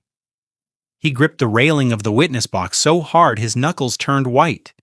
That is a fabrication, he stammered. That is AI. Deep fake. Judge Holloway looked at him. Her expression had changed from curiosity to cold fury. Sit down, Mr. King, she said. But Your Honor, Jason stood up. Sit down, she barked. She turned to Sullivan. Continue, counselor. Sullivan nodded. We have more, Your Honor. We have the bank records showing the embezzlement. We have the video of him assaulting his son. But I think the court has heard enough to establish the character of the plaintiff.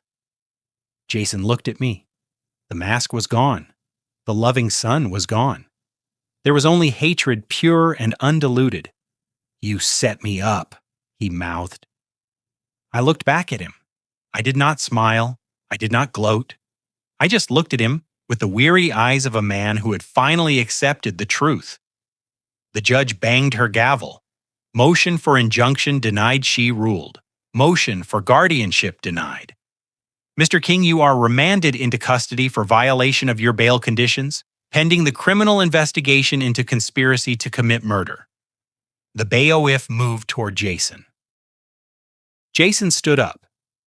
He looked around the room, looking for an exit, looking for a savior. He looked at Valerie. She looked away. She was already plotting her own survival, already figuring out how to distance herself from the sinking ship. No, Jason screamed as the bailiff grabbed his arm. No, this is wrong. I am the victim. He is the monster. He pointed at me. He is not even my father. Jason shrieked, his mind snapping under the pressure of the collapse. He hates me because I am better than him. The words echoed in the room. He is not even my father. He meant it as an insult. He meant it metaphorically. But as I watched them drag him away, kicking and screaming, I reached into my pocket and touched the folded piece of paper Sullivan had given me that morning. The paper I had been saving for the final blow. He was right. I was not his father. And it was time for him to know why. Wait. I said, my voice cutting through the chaos of the courtroom like a gavel strike. The bailiffs paused, their grip still tight on Jason's arms. Judge Holloway looked at me over her spectacles. The room went silent. The only sound was Jason's ragged breathing. He looked at me with wild eyes, his hair plastered to his forehead with sweat. He had just screamed that I was not his father. He had meant it to hurt me. He had meant it to distance himself from the monster he thought I was. I reached into the inside pocket of my jacket. I did not pull out a weapon. I pulled out a sealed envelope. It was old. The edges were yellowed with age, the paper brittle. It had been sealed with wax 40 years ago, and it had never been opened. Sullivan handed me a letter opener. Your Honor, I said, stepping forward.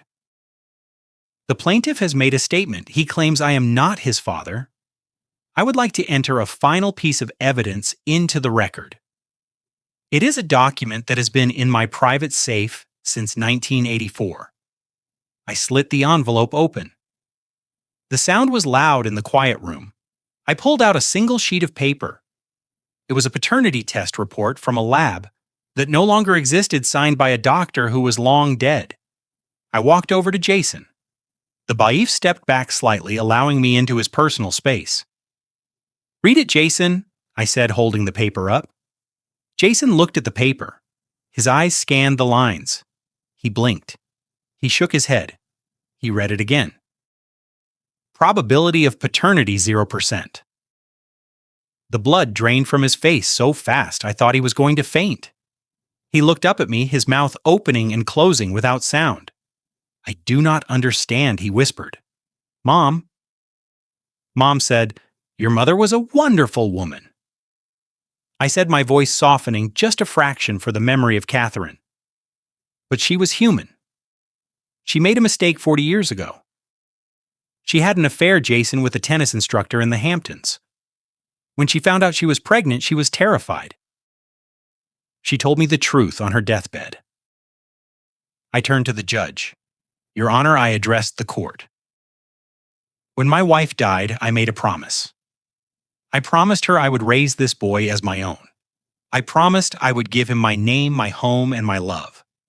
I promised I would never let him know that he was not a king by blood." I looked back at Jason. I kept that promise for 40 years. I said, "I gave you every opportunity. I gave you the best schools. I gave you the company. I gave you a life most men only dream of. All I asked in return was respect. All I asked was that you be a good man." I leaned in closer. "But you broke the contract, Jason. You broke it when you stole from me. You broke it when you tried to drug me. And you broke it when you hurt my grandson. The promise is void." Jason slumped in the arms of the Baifs. He looked small. He looked like a child who had gotten lost in a mall. This means," he stammered. "It means you have no standing," Sullivan interjected, his voice sharp. "The King family trust is explicit. Beneficiaries must be direct biological descendants of Conrad King. You are not a beneficiary, Jason. You are a stranger. You have no claim to the money, no claim to the house, no claim to the legacy. You are just a man who committed fraud." Jason let out a sound that was half sob, half laugh. It was the sound of a mind napping. "I am nobody," he whispered. "No," I corrected him. "You could have been somebody. You could have been my son. Blood does not make a father, Jason. Love does. And you killed that love." I nodded to the Baifs. "Get him out of my sight." They dragged him away. He did not fight this time. He went limp, his feet dragging on the floor. He stared at the ceiling, his eyes empty. He had lost his fortune, his freedom, and now his identity. He was a hollow shell. But I was not done. I turned my attention to the gallery where Valerie was sitting. She had been trying to make herself invisible, shrinking into the wooden bench. When Jason was dragged out, she stood up quickly, smoothing her skirt. She looked at me, then at Sullivan, then at the door. She was calculating. She was running the numbers. "Mr. King," she said, her voice trembling but gaining strength. "Conrad, I did not know about the DNA, about any of it." "Sit down, Valerie," I said. She froze. "I am not finished," I said. Sullivan stepped forward, opening a new file. This one was thick. It was the forensic accounting report. "We are moving for an immediate indictment on embezzlement charges," Sullivan announced to the room. During his tenure as CEO, Jason King misappropriated $5 million of company funds. He purchased 3 Ferraris, which he listed as office equipment. He spent $2 million on private jets for personal vacations listed as site inspections, and he spent another $1 million on escorts and high-stakes poker games listed as consulting fees. Valerie gasped. She put a hand to her mouth. "He told me those were bonuses," she cried. "He told me he earned that money." "Ignorance is not a defense," Mrs. King Sullivan said. You spent the money too. The handbags, the jewelry, the spa trips. You are a co-conspirator. Valerie's eyes darted around the room. She saw the judge watching her. She saw the stenographer typing every word. She saw the walls closing in. I will testify, she blurted out. The room went quiet again. I will testify against him, she said, her voice rising in pitch. I will tell you everything. I will tell you about the plan to drug you. I will tell you about the forgery. I will give you the dates, the times, everything. Just keep me out of prison. I have a son. I have Sammy. I need to be there for Sammy. I looked at her. I looked at the woman who had stood by while my son pinched my grandson. I looked at the woman who had called me a useless old man. She was trying to trade my son's life for her freedom. It was predictable. It was disgusting. You want to make a deal? I asked. Yes. Valerie nodded frantically, walking toward the railing. I am a victim here, Conrad. He manipulated me. He forced me. I am a good mother. Sammy needs me. Sullivan looked at me. He waited for my signal. I pulled the remote control from my pocket again. You are right, Valerie, I said. We should talk about Sammy. I pointed the remote at the screen mounted on the wall of the courtroom. I have one more video, Your Honor, I said. I pressed play. The video was from the security camera in the kitchen of the mansion taken 3 weeks ago. Sullivan had recovered it from the cloud server before he locked Jason out. It showed Sammy sitting at the kitchen island doing his homework. He looked happy. He was eating a bowl of cereal. Valerie walked into the frame. She was on the phone holding a glass of wine. She looked angry. She hung up the phone and slammed it onto the counter. She turned to Sammy. Stop eating so loud, she screamed at him. Sammy flinched. I am sorry, Mom. She grabbed the bowl of cereal and threw it into the sink. It shattered. You are useless, she yelled, just like your grandfather. Always eating, always taking up space. Why can't you be perfect? Why do you have to be so stupid? Sammy started to cry. Stop crying, Valerie hissed. She grabbed his face, squeezing his cheeks with her long manicured nails. If you cry, I will give you something to cry about. You ruin everything. I wish I never had you. The video ended. The courtroom was silent. Judge Holloway looked physically ill. She looked at Valerie with a mixture of horror and fury. Valerie was shaking her head. That was a bad day. I was stressed. I didn't mean it. You told a 10-year-old boy you wished he was never born? I said, my voice shaking with rage. You terrorized him. You bullied him. And when Jason pinched him to make him cry for that video, you held the camera. I turned to the judge. Your Honor, I am petitioning for full and immediate custody of Samuel King. Both parents have demonstrated a pattern of abuse, neglect, and criminal behavior. They are unfit. Judge Holloway did not hesitate. She slammed her gavel down so hard it cracked the wood. Petition granted, she ruled. Emergency custody is awarded to Conrad King effective immediately. The mother is to be remanded into custody pending charges of child abuse and conspiracy. Bail is denied. No, Valerie screamed as the bailiff moved toward her. You can't take him. He is my son. He is my grandson, I said, and you will never hurt him again. They handcuffed her. She fought, screaming, cursing, spitting. She looked at me with eyes full of venom. I hope you die, old man, she shrieked. I hope you die alone. I watched them drag her out. I am not alone, I said to the empty air. I have Sammy. I walked out of the courtroom. Sullivan packed up his files. It is over, Conrad, he said. Yes, I said. It is over. I walked out into the hallway. Sammy was sitting on a bench next to a social worker. He was playing with a small toy car. He looked up when he saw me. Grandpa, he said. I knelt down. My knees popped, but I didn't care. I opened my arms. Sammy ran to me. He buried his face in my neck. He smelled like rain and childhood. Are they coming back? He asked, his voice muffled against my shoulder. No, Sammy, I whispered, holding him tight. They are not coming back. You are safe now. Where are we going?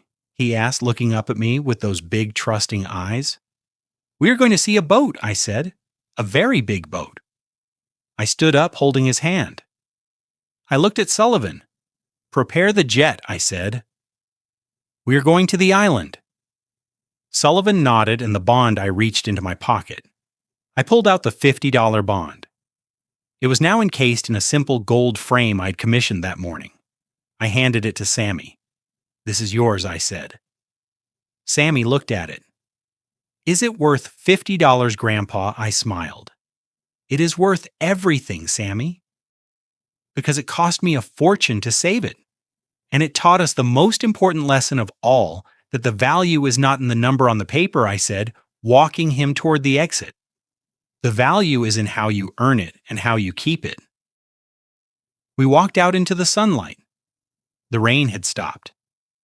The city, washed clean, looked bright and new. I left the courthouse without looking back. I left my son in a cell. I left my daughter-in-law in a holding pen. I left the toxicity, the greed, and the lies behind. 2 days later, we stood on the deck of the Liberty, my new yacht anchored off the coast of a private island in the Caribbean. The water was turquoise, the sand white. Sammy was fishing off the side, laughing, as he reeled in a small snapper. I sat in a deck chair watching him. I had lost a son, but I had saved a grandson. It was a heavy price, but I would pay it again in a heartbeat. I took a sip of iced tea. My phone buzzed. It was a text from Sullivan. Sentencing set for next month. They are both looking at 15 years minimum. Jason is asking for a meeting. I typed a reply. Request denied. I put the phone away. I watched Sammy release the fish back into the water. Let him go, Grandpa, Sammy shouted. He wants to be free. Yes, Sammy.